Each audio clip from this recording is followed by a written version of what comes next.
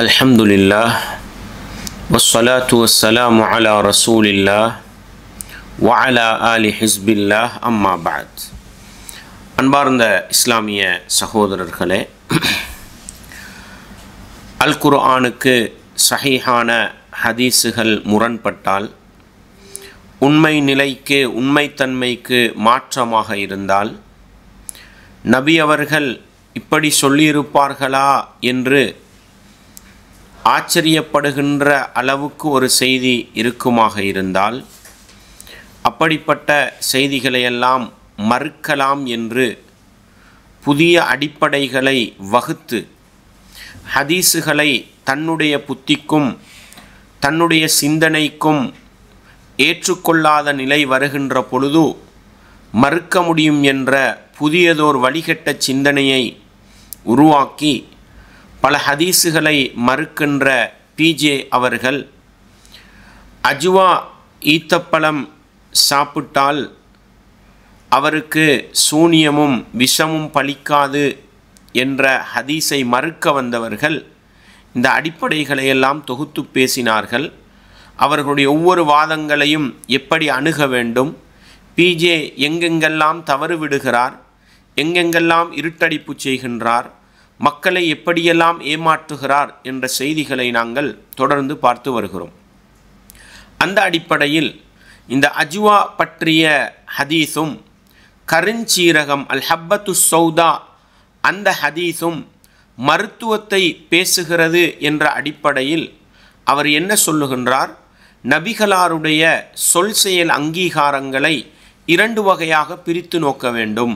மார்க்கம் சார்ந்த விவகாரங்கள், உலகம் சார்ந்த விவகாரம் என்று இரண்டாக பிரித்து நோக்க வேண்டும் என்று பேசியதன் அடிப்படையில் மருத்துவம் என்று வந்துவிட்டால் அதை நாங்கள் ஏற்க வேண்டும் என்ற அவசியமில்லை என்ற தோரணையிலே அவர் பேசுகிறார். அன்பார்ந்தவர்களே, இதற்கான விளக்கங்களை நேற்று நாங்கள் பார்த்தோம். உலக விவகாரங்களில் நபிகளாருடைய வரலாறோடு சம்பந்தப்பட்ட விடயங்களில் ஒரு முஃமின் எப்படி நடந்து கொள்ள வேண்டும் என்ற அடிப்படையை நாங்கள் பார்த்தோம். அந்த தொடரிலே மருத்துவம் என்று வருகின்ற பொழுது அல் குர்ஆன் மருத்துவத்தை பேசுகிறது.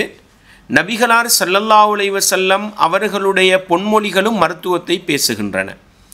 இப்பொழுது நாங்கள் எப்படி நடந்து கொள்ள வேண்டும் என்றால், அல் குர்ஆன் பேசுகின்ற மருத்துவத்தை நாங்கள் ஏற்றுக்கொள்கிறோம்.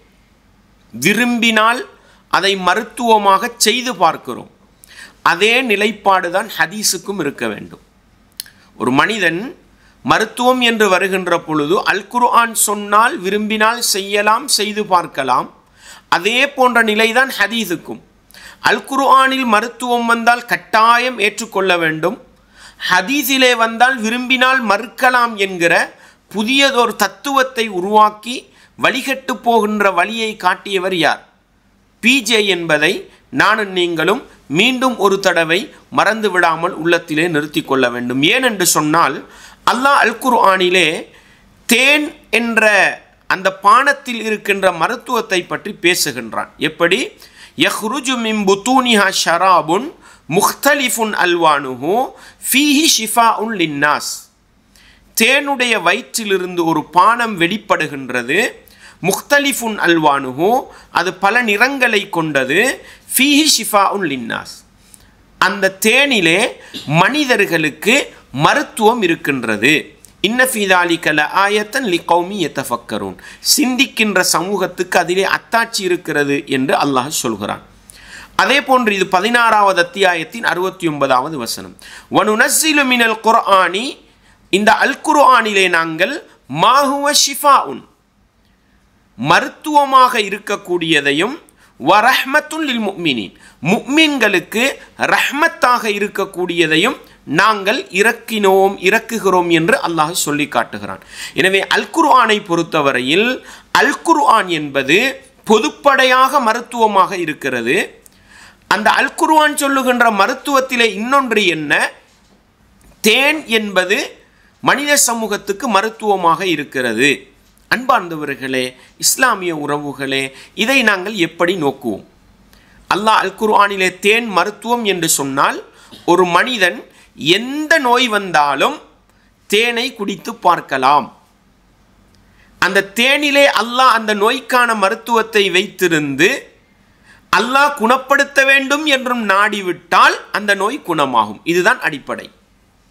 அதே போன்று அல் குர்ஆனில் நாங்கள் இறக்கியவற்றில் மருத்துவம் இருக்கிறது என்று சொல்கிறான்.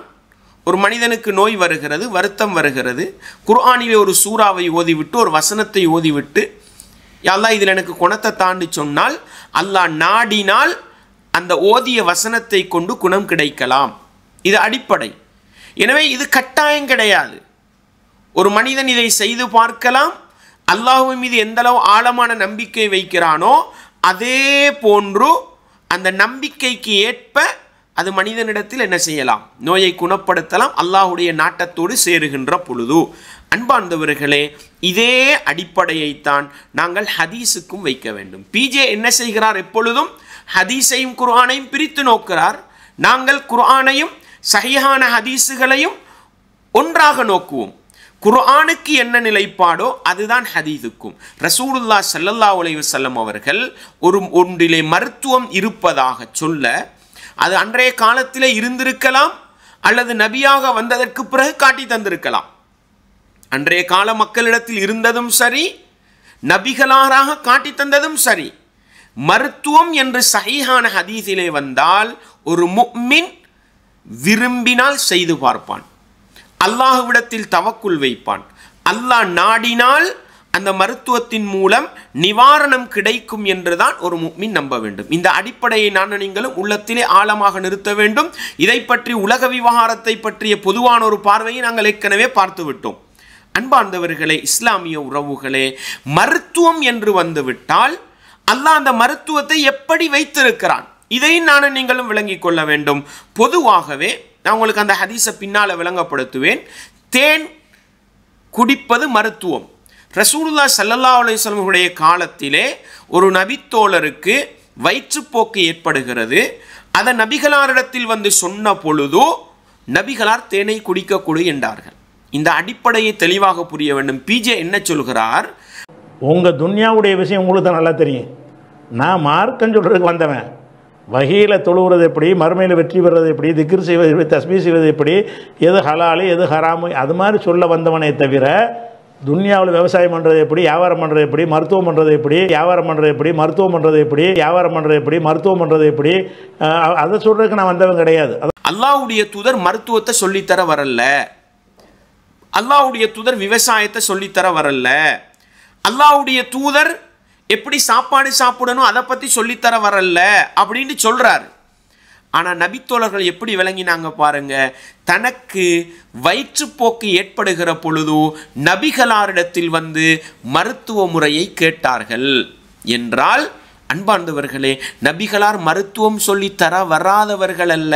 நபிகளார் வந்தது சுவனத்தை நோக்கி அழைத்து செல்வதற்கு. அப்படி வந்த நபி அவர்கள் பொருளாதாரத்தை பற்றியும் பேசினார்கள், குடும்ப வாழ்க்கையை பற்றியும் பேசினார்கள், ஆடை கலாச்சாரத்தை பற்றியும் பேசினார்கள், முடிவெட்டுவதை பற்றியும் பேசினார்கள், அனைத்தையும் பேசினார்கள். அதனால தான் வயிற்றுப்போக்கு வந்த நபித்தோழர் நபிகளாருக்கிட்ட வந்து எனக்கு வயிற்றுப்போக்கா, என் சகோதரனுக்கு வயிற்றுப்போக்காக இருக்கிறது. அப்போ ரசூல் என்ன சொல்லியிருக்கணும், இந்த மருத்துவமெல்லாம் எனக்கிட்ட கேட்டு வராதே, நீயா போய் என்ன இந்த ஊரில் உள்ளதை உலகத்தில் உள்ளதை செஞ்சுக்கண்டு ரசூல் தான் அனுப்பியிருக்கலாம். இல்லை, அல்லாஹ்வுடைய தூதர் மருத்துவத்தை காட்டி கொடுத்தாங்க, தேனை குடிக்க கொடுண்டாங்க. அதே போன்று உரணியன்களோட வரலாறை படிக்கிறோம்.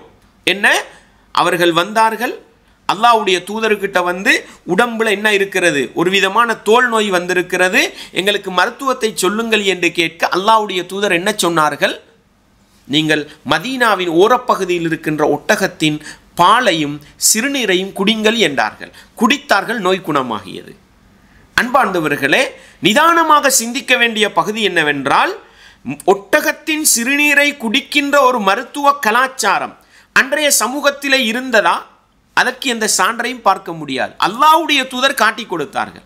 அவர்கள் வந்து கேட்டார்கள் என்றால் நபியை எப்படி பார்த்தார்கள்? அல்லாஹ்வுடைய தூதர் என்பவர்கள் மறுமைக்கான வழியை, மார்க்க வழியை காட்டுபவராக இருந்தாலும் உலக நலவுக்கான வழிகளையும் காட்டித் தருபவர் என்பதை புரிந்திருந்தார்கள். எனவே இந்த புரிதலோடு அல்லாஹ்வுடைய தூதர் மருத்துவம் என்று எதையெல்லாம் காட்டி தந்தார்களோ அல்லாஹ்வுடைய தூதர் காட்டி தந்த மருத்துவம் என்ற நம்பிக்கையோடு ஒரு முஃமின் அதை செய்யலாம். அல்லாஹ் நாடினால் குணமடையும் என்பது நாங்கள் புரிந்து கொள்ள வேண்டிய அடிப்படை அம்சம். அன்பார்ந்தவர்களே, உலக வைத்தியத்தை பிஜே ஹதீஸை விட உலகத்தை நம்புறாரே, ஹதீஸ்ல வந்ததை விட விஞ்ஞானத்தை நம்புறாரு. அதனால தான் இந்த சூரியன் சுஜூது செய்த ஹதீஸை மறுத்தாரு. இன்றைக்கு லெப்ல போய் ஆய்வு பண்ணினா தேன்ல மருத்துவம் இருக்குதுன்னு சொல்லுதான். அஜுவா ஈச்சப்பழத்தை ஆய்வு பண்ணுவோம்னு ஆய்வை வச்சு நம்புறவர் தானே. ரசூலுல்லாஹ்ட வஹியை வச்சு மறைவான அறிவை வச்சு நம்புறவர் இல்லையே, சடவாதி தானே. ஆனால் நாங்கள் அப்படி கிடையாது. அல்லாஹ்ட தூதர் சொன்னதை நம்புவோம். எப்படி இன்றைய பிஜே ஏற்றுக்கொள்கிற இன்றைய நவீன உலகத்தின் வைத்தியத்திலே ஒவ்வாமை என்ற ஒரு பகுதி இருக்கிறதோ, சில உடம்பு சில மருத்துவத்தை ஏற்றுக்கொள்ளாது, ஒத்து போகாது. இதுக்கு நாங்கள் எலர்ஜிக்குன்னு சொல்லுவோம். அன்பார்ந்தவர்களே, ரசூலுல்லாஹ் ஸல்லல்லாஹு அலைஹி வஸல்லம் அவர்கள் அந்த நபித்தோழருக்கு தேனை குடிக்க சொன்னார்கள். ஒரு தடவை குடித்தார்கள், வயிற்றுப்போக்கு அதிகரித்தது. இரண்டாவது தடவை குடித்தார்கள், வயிற்றுப்போக்கு அதிகரித்தது. மூன்றாவது தடவையும் குடித்தார்கள், வயிற்றுப்போக்கு அதிகரித்தது. அப்பொழுதுதான் அல்லாஹ்வுடைய தூதர் சொன்னார்கள், அல்லாஹ் சொல்வது உண்மை, உன்னுடைய வயிறு போயிடுச்சு. நம்பிக்கை இல்லாமல் குடிச்சிருக்கிறார். நாலாவது தடவை அடே அல்லாஹ் சொல்லிட்டானா இதுல மருத்துவம் இருக்குதுன்னு நம்பி குடிச்சாரு, நோய் என்ன செய்தது? குணமாகியது. எனவே இதுதான் அஜுவா ஈச்சப்பழத்துக்கும், இதுதான் கருஞ்சீரகத்துக்கும், இதுதான் நபிகளார் காட்டி தந்த ஒவ்வொரு வைத்தியத்துக்கும். இதை புரிஞ்சுகண்டா இந்த டெஸ்டிங்க்கு நாங்கள் போக மாட்டோம். அதனால தான் இதை சொல்கிறேன். என்ன, அஜுவா ஈச்சப்பழத்தை சாப்பிட்டுட்டு நஞ்சு குடித்தா என்ன செய்யாது? விஷம் பழிக்காது. அப்போ இந்த அஜுவா ஈச்சப்பழத்தை சாப்பிடு, விஷத்தை குடி. நாங்கள் என்ன சொல்கிறோம்? இந்த அஜுவா ஈச்சப்பழத்தை சாப்பிடுவது சில நேரம் எங்களுக்கு எலர்ஜிக்காக கூட அமையலாம். நாங்கள் என்ன நோக்கத்தில் குடித்தோம் அந்த நோக்கம் நிறைவேறாமல் இருக்கலாம். ஏன் தேன் நோயை குணப்படுத்தவில்லை ஒரு கட்டத்தில். அதனால் நம்ம அஜுவா ஈச்சப்பழத்தை சாப்பிட்டுட்டு நஞ்சு விஷம்ன்றது எப்படிப்பட்டது? விஷம்ன்றது மனிதனை அழித்து நாசமாக்கும். அல்லாஹ் என்ன சொல்கிறான்? உன்னை அழிக்கக்கூடிய காரியத்தை நீ செய்யாதே. வலா தக்குதுலு அன்ஃபுஸக்கும், உன்னையே நீ கொலை செய்து கொள்ளாதே.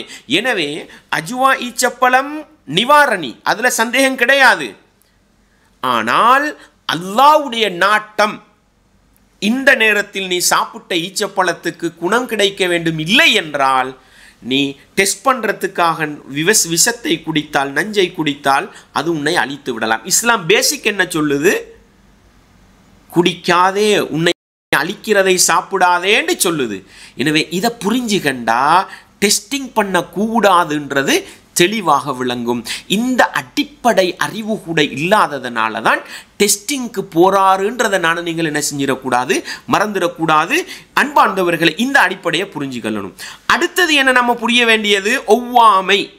அதனால இந்த டெஸ்டிங்க்கு போறவர் மிச்சம் தெளிவாக இருக்கணும். என்ன, நம்ம டெஸ்ட் பண்ண போய் அல்லாட நாட்டப்படி அந்த அஜுவா ஈச்சப்பழம் எங்களோட உடம்பு எடுக்கலன்னு சொன்னால், நம்ம டெஸ்ட் பண்ண போனால் சில நேரம் அதை என்ன செய்யலாம்? அல்லாட ஓர்டர் என்ன? உன்னைய அழிக்கிற வேலையை செய்யாதே, அப்போ டெஸ்ட் பண்ணுற வேலையை செய்யாதேன்றது அடிப்படை. அன்பார்ந்தவர்களே, ரசூலுல்லாஹ் ஸல்லல்லாஹு அலைஹி வஸல்லம் என்ன சொன்னார்கள்? லிகுல்லி தாஇன் தவாஉன், ஒவ்வொரு நோய்க்கும் மருந்து இருக்கின்றது. உலகத்தில் வந்த ஒவ்வொரு நோய்க்கும் மருந்து இருக்கின்றது. ஃபஇதா உஸீப தவாஉத் தாஇ, ஒரு நோய்க்கான மருந்து உடம்புக்கு சென்று விட்டால், பரஅன்னு சொல்லல ரசூலுல்லாஹ், நோய் குணமாகும்னு மொட்டையா சொல்லல ரசூலுல்லாஹ். எப்படி ரசூலுல்லாஹ் சொன்னாங்க? பரஅ பிஇذنில்லாஹி அஸ்ஸ வஜல்ல, கண்ணியமிக்க மதிப்புமிக்க அல்லாஹ்வுடைய நாட்டத்தை கொண்டு குணமடையும். இதுதான் நிபந்தனை. நாங்கள் இன்றைக்கு உலகத்தில் உள்ள சுகருக்குள்ள மருந்து செய்கிறோம், பெசருக்குள்ள மருந்து செய்கிறோம், ஹார்ட் அட்டாக்குள்ள மருந்தை செய்கிறோம், கேன்சருக்குள்ள மருந்தை செய்கிறோம். இந்த உலகம் 100க்கு 100 இந்த நோய்க்கு மருந்துன்னு சொன்ன எதை செய்தாலும் லிகுல்லி தாஇன் தவா, ஒவ்வொரு நோய்க்கும் மருந்து இருக்கிறது. நோய்க்கான மருத்துவம் உடம்புக்கு பட்டு விட்டால் நோய் குணமாகும்னு ரசூலுல்லாஹ் சொல்லல. பட்டால் பரஅ பிஇذனில்லாஹ், அல்லாஹ்வுடைய அனுமதியுடன் குணமாகும். அல்லாஹ்வுடைய அனுமதி கிடைக்கலண்டா நோய் குணமா. இதுதான் ரசூலுல்லாஹ் அல்லாஹ் சொன்ன தேனை குடிக்க கொடுங்கள்ன்ற நேரத்திலையும் 3 தடவை குடிக்க கொடுத்தா அது ஒவ்வாமையை தான் காட்டிச்சு. நோய்க்கு குடிச்சாங்க, ஆனால் வயிற்றால போகிறத என்ன செஞ்சிட்டுது, வயிற்றுப்போக்க அதிகரிக்க செஞ்சுது. அல்லாட நாட்டம் 4வது தடவை குணமாக கொண்டு வந்தது, நோய் குணமாகியது. எனவே இந்த அடிப்படையை புரிந்து கொண்டு கருஞ்சீரகம் மரணத்தை தவிர அனைத்து நோய்க்கும் மருந்துதான். நீங்க இதை நம்பிக்கையோட செய்யுங்க, அல்லாஹ் நாடினா நோய் குணமாகும். இன்றைக்கு உள்ள யூதர்களும் கிறிஸ்தவர்களும் காட்டி தந்த மருந்தை எல்லாம் பாவிக்கிற நம்ம அல்லாஹ் நாடினா குணமாகும்னு தானே வச்சிருக்கிறோம்.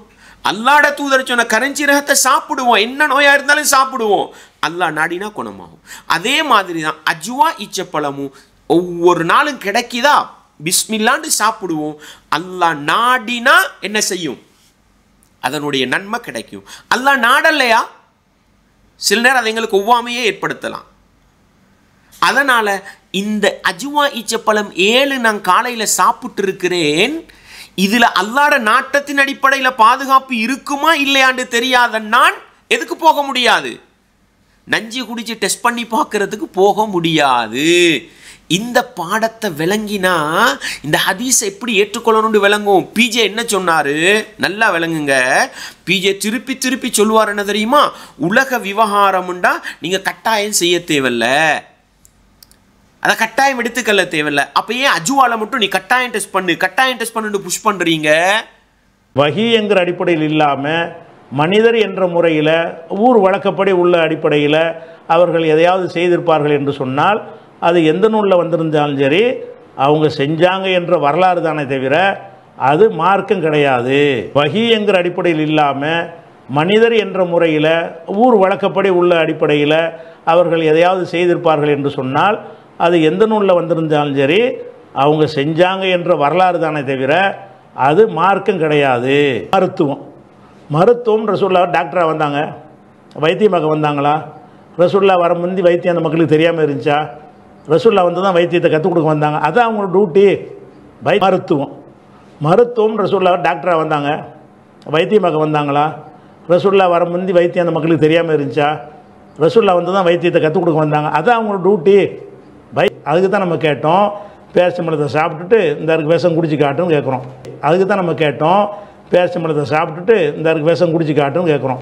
அதுக்கு தான் நம்ம கேட்டோம், பேரிச்சம்பழத்தை சாப்பிட்டுட்டு இந்த அருக்கு விஷம் குடிச்சு காட்டுன்னு கேட்குறோம். அதுக்கு தான் நம்ம கேட்டோம், பேரிச்சம்பழத்தை சாப்பிட்டுட்டு இந்த அருக்கு விஷம் குடிச்சு காட்டுன்னு கேட்குறோம். நல்லா தெரியும் ஒரு முஃமின் விஷத்தை குடிக்க மாட்டான். அப்போ இந்த ஹதீஸை தூக்கி வீசணும் அதான் அர்த்தம் இல்லை. நாங்கள் சொல்லுவோம், ஒரு மனிதன் அஜுவா ஈச்சப்பழத்தை வளமையாக சாப்பிடுகிறான், அவனை அறியாமல் உணவுகளில் நச்சுத்தன்மை வரலாம். பூச்சிகள் அதே போன்று ஊர்வன ஜந்துகள் தீண்டி என்ன செய்யலாம், விஷம் ஏறலாம். அப்படி இருந்தால் அதெல்லாம் என்ன செய்யாது, பாதிப்பை ஏற்படுத்தாதுன்றது தான் அர்த்தமே. அல்லாமல் அஜுவா ஈச்சப்பழத்தை இந்த கையில் வச்சுக்கிட்டு என்ன, இந்த கையில் விஷத்தை வச்சுக்கிட்டு இதை சாப்பிடு இதை குடி, டெஸ்ட்டில் நீ வெற்றி பெற்றால் நான் இஸ்லாத்துக்கு வருவேன். அன்பார்ந்தவர்களே, அல்லாஹுவை நம்பாத மாற்று மதத்தவர்களை திருப்திப்படுத்துவதற்காக ஹதீஸை தூக்கி வீச வேண்டிய அவசியம் இல்லை என்பதை இந்த நபிமொழியின் மூலம் நாங்கள் மிக தெளிவாக புரிந்து கொள்ள வேண்டும். எனவே அடிப்படை என்ன, அல்லாஹ் நாடினால் குணமாகும், அல்லாஹ் நாடல்லையா குணமும் அடையாது. அல்லாஹ் நாடினா சில நேரம் நம்ம குடிச்ச மருந்தே என்ன செய்யலாம், நமக்கு சைடு எஃபெக்ட் ஏற்படுத்தி அலர்ஜிக்கு ஏற்படுத்தி நோயை என்ன செய்யலாம், கூட்டி விடலாம்ன்றதையும் என்ன செய்யக்கூடாது, நாங்கள் மறந்துடக்கூடாது. எனவே மருத்துவத்தில் டெஸ்ட்டுக்கு போகக்கூடாது, பலப்பரீட்சை நடத்த போகக்கூடாது. அல்லாட தூதர் மருந்துன்னு சொன்னாங்களா குடிப்போம், அல்லாஹ் மீது ஆழமான நம்பிக்கை வைப்போம்ன்ற பாடத்தை நானும் நீங்களும் ஒருபோதும் மறந்துவிடக்கூடாது. அன்பார்ந்தவர்களே, பிஜே ஒரு இடத்துல சொல்லுவார், என்ன சொல்லுவார், இந்த ஹதீஸை நல்லா பாருங்க. மன் தஸப்பஹ குல்ல யௌமின் சபஅ தமராத்தின் அஜுவத்தன், அஜுவா என்ற இனத்தை சார்ந்த 7 ஈத்தம்பழங்களை ஒவ்வொரு நாளும் காலையிலே சாப்பிட்டால் லம் யதுர்ரஹு ஃபீ தாலிக்கல் யௌம், அந்த நாளையில் சும்முன் விஷமும் வலா சிஹ்ருன் சூனியமும் பலிக்காது. இதான் ஹதீஸு. இப்போ பிஜே என்ன தெரியுமா சொல்லுவார், பொதுவாகவே ரசூலுல்லாஹ்வோட மருத்துவம் வந்தால் எடுக்கலாம். எதுக்குன்னு சொன்னால் அல்லாஹ் குர்ஆனில் சொல்கிறானே, தேன் ஃபிஹி ஷிஃபாஉன் லின்னாஸ், அதிலே மருத்துவம் இருக்கிறது. என்ன நோய்க்கு மருத்துவண்டு வரல. அதனால் அவர் என்ன சொல்கிறாருண்டா, அது என்ன நோய்க்கு மருத்துவண்டு வரவும் இல்லை, அது பொதுப்படையாக வந்திருக்குது. ஆனால் இங்கே என்ன வந்திருக்குதுண்டா, சூனியமும் விஷமும் பழிக்கவே ஆதுண்டு வந்திருக்குது. எனவே இது மனுஷன் என்ன செஞ்சிரும், டெஸ்ட் பண்ண வச்சு அழிவுக்கு கொண்டு போய் சேர்த்துரும். இது பாரதூரமான ஒரு கருத்தை என்ன செய்து தருதுன்னு சொல்றார். எந்த அளவுக்கு சொல்றாரு, அஜ்வா பற்றிய நபிமொழிகள் 100% குணம் என்று வருகிறது, அப்படி வரக்கூடாதாம். நான் சொன்னேனே ஏற்கனவே, இவர் ரசூலுல்லாஹ்க்கும் பாடம் நடத்துவாருண்டு, அப்படிதான், அப்படி வரக்கூடாதான். எப்படி 100% குணத்தை ஏற்படுத்தும், 100% பாதுகாக்கும், அப்படி அர்த்தத்தில் ஹதீஸ் வரக்கூடாதான். எப்படி வரணுமா, வரலாம், அப்படி வந்தால் தானே ஹதீஸ் ஏற்றுக்கொள்ளலாம். எனவே அஜ்வா ஈச்சப்பழம் தேன் பற்றி வந்தது போல அல்ல. ஏன் தேன்ன்றது எப்படி வந்திருக்குது, ஃபீஹி ஷிஃபாஉன் லின்னாஸ், அதிலே ஏதோ ஒரு மருத்துவம் இருக்கிறது. இதில் எப்படி வந்திருக்குது, நீங்கள் அஜ்வா ஈச்சப்பழத்தை சாப்பிட்டீங்கன்னா உங்களுக்கு பழிக்கவே ஆது, தீங்கு வரவே ஆதுன்னு 100% பாதுகாப்பு இருக்குதுன்னு சொல்லுதே. எனவே இப்படி ஹதீஸில் வந்தால் என்ன செய்யக்கூடாது, எடுக்கக்கூடாது. அஜ்வாவுடைய ஹதீஸுக்கு வரும். அஜ்வாவுடைய ஹதீஸில் அஜ்வாவில் ஒரு நிவாரணம் இருக்குது என்ற வாசகம் வந்துச்சுன்னு சொன்னால் அது மறுக்கத்தக்கது கிடையாது. அஜ்வாவுடைய ஹதீஸுக்கு வரும். அஜ்வாவுடைய ஹதீஸில் அஜ்வாவில் ஒரு நிவாரணம் இருக்குது என்ற வாசகம் வந்துச்சுன்னு சொன்னால் அது மறுக்கத்தக்கது கிடையாது. அஜ்வாவில் ஃபில் அஜ்வத்தி ஷிஃபா உன், அஜ்வாவில் ஒரு ஷிஃபா இருக்கிறது. என்ன இத்தனை விஷயங்களுக்கு சொன்ன மாதிரி அதில் இருக்குன்னு நம்ம என்னென்னு விளங்கிக்கிறோம்.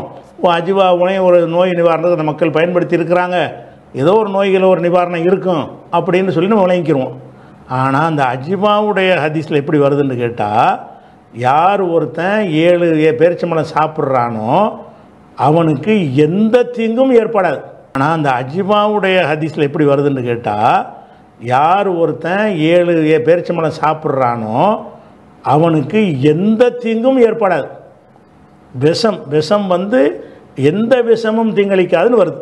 எப்படி அனைத்தையும் தானே குறிக்கும், ஒரு விஷம் விடாமல் எந்த விஷமும் ஒன்றும் செய்யாதுன்னு வருதா இல்லையா ஹதீஸ். இப்படி ரசூலுல்லாஹ் சொல்லியிருப்பாங்களா, மருத்துவமாக இது சொல்லலை. சாதாரண நடைமுறையில் அந்த அஜ்வாவில் ஒரு ஷிஃபா இருக்குன்னா நாங்களும் கண்ணை மூடிட்டு ஏற்றுக்கிறோம். சாதாரண நடைமுறையில் அந்த அஜ்வாவில் ஒரு ஷிஃபா இருக்குன்னா நாங்களும் கண்ணை மூடிட்டு ஏற்றுக்கிறோம். சாதாரண நடைமுறையில் அந்த அஜ்வாவில் ஒரு ஷிஃபா இருக்குன்னா நாங்களும் கண்ணை மூடிட்டு ஏற்றுக்கிறோம். எப்படி ஏற்றுக்கிறோம், இது வஹி அல்லாத முறையில் ரசூல் சொன்னது, இது மறுக்க தேவையில்லை. ரெண்டாவது, விஷம் எந்த விஷமும் வேலை செய்யாதுன்னு நீங்கள் சொல்வீர்களே, ஆனால் இது எல்லை மீறிய ஒரு வார்த்தையை போடும்போது இது என்ன ஆகுதுன்னு கேட்டால், ஒரு முழுசாக அந்த என்ன விஷத்தை வேண்டாலும் நீ எப்படியாலும் பயன்படுத்திக்கேன்னு ஊக்குவிக்கிற விதமாக இருக்கிறது. தேனை பற்றி கேட்குறீங்க, குரானில் அல்லாஹ் தானே சொல்லுகிறான், அப்போ குரானை மறுப்பீர்களான்னு கேட்குறீங்க. குரானில் என்ன சொல்கிறான்ல, எந்த ஒன்றுக்கும் ஷிஃபா இருக்குங்கிறானா, இப்படி சொல்கிறான். அந்த வாசகம் நீங்கள் சொல்கிற வாசம் 16:69 வருது. யஹ்ருஜ் மின் புத்தூனிஹா ஷராபுன் முக்தலிஃபுன் அல்வானுஹு, பல வர்ண நிறங்களில் அதில் அந்த வயிற்றிலிருந்து தேனுடைய வயிற்றிலிருந்து பானங்கள் வெளிப்படுகிறது. ஃபீஹி ஷிஃபாவுன் லின்னாஸ், மனிதர்களுக்கு அதில் ஒரு ஷிஃபா இருக்கிறது, ஒரு நிவாரணம் இருக்குது, அவ்வளோதான். எந்த நிவாரணம்னா சொல்லப்படவே இல்லை, ஒரு நிவாரணம் இருக்குது. எந்த நிவாரணம்னா சொல்லப்படவே இல்லை, ஒரு நிவாரணம் இருக்குது.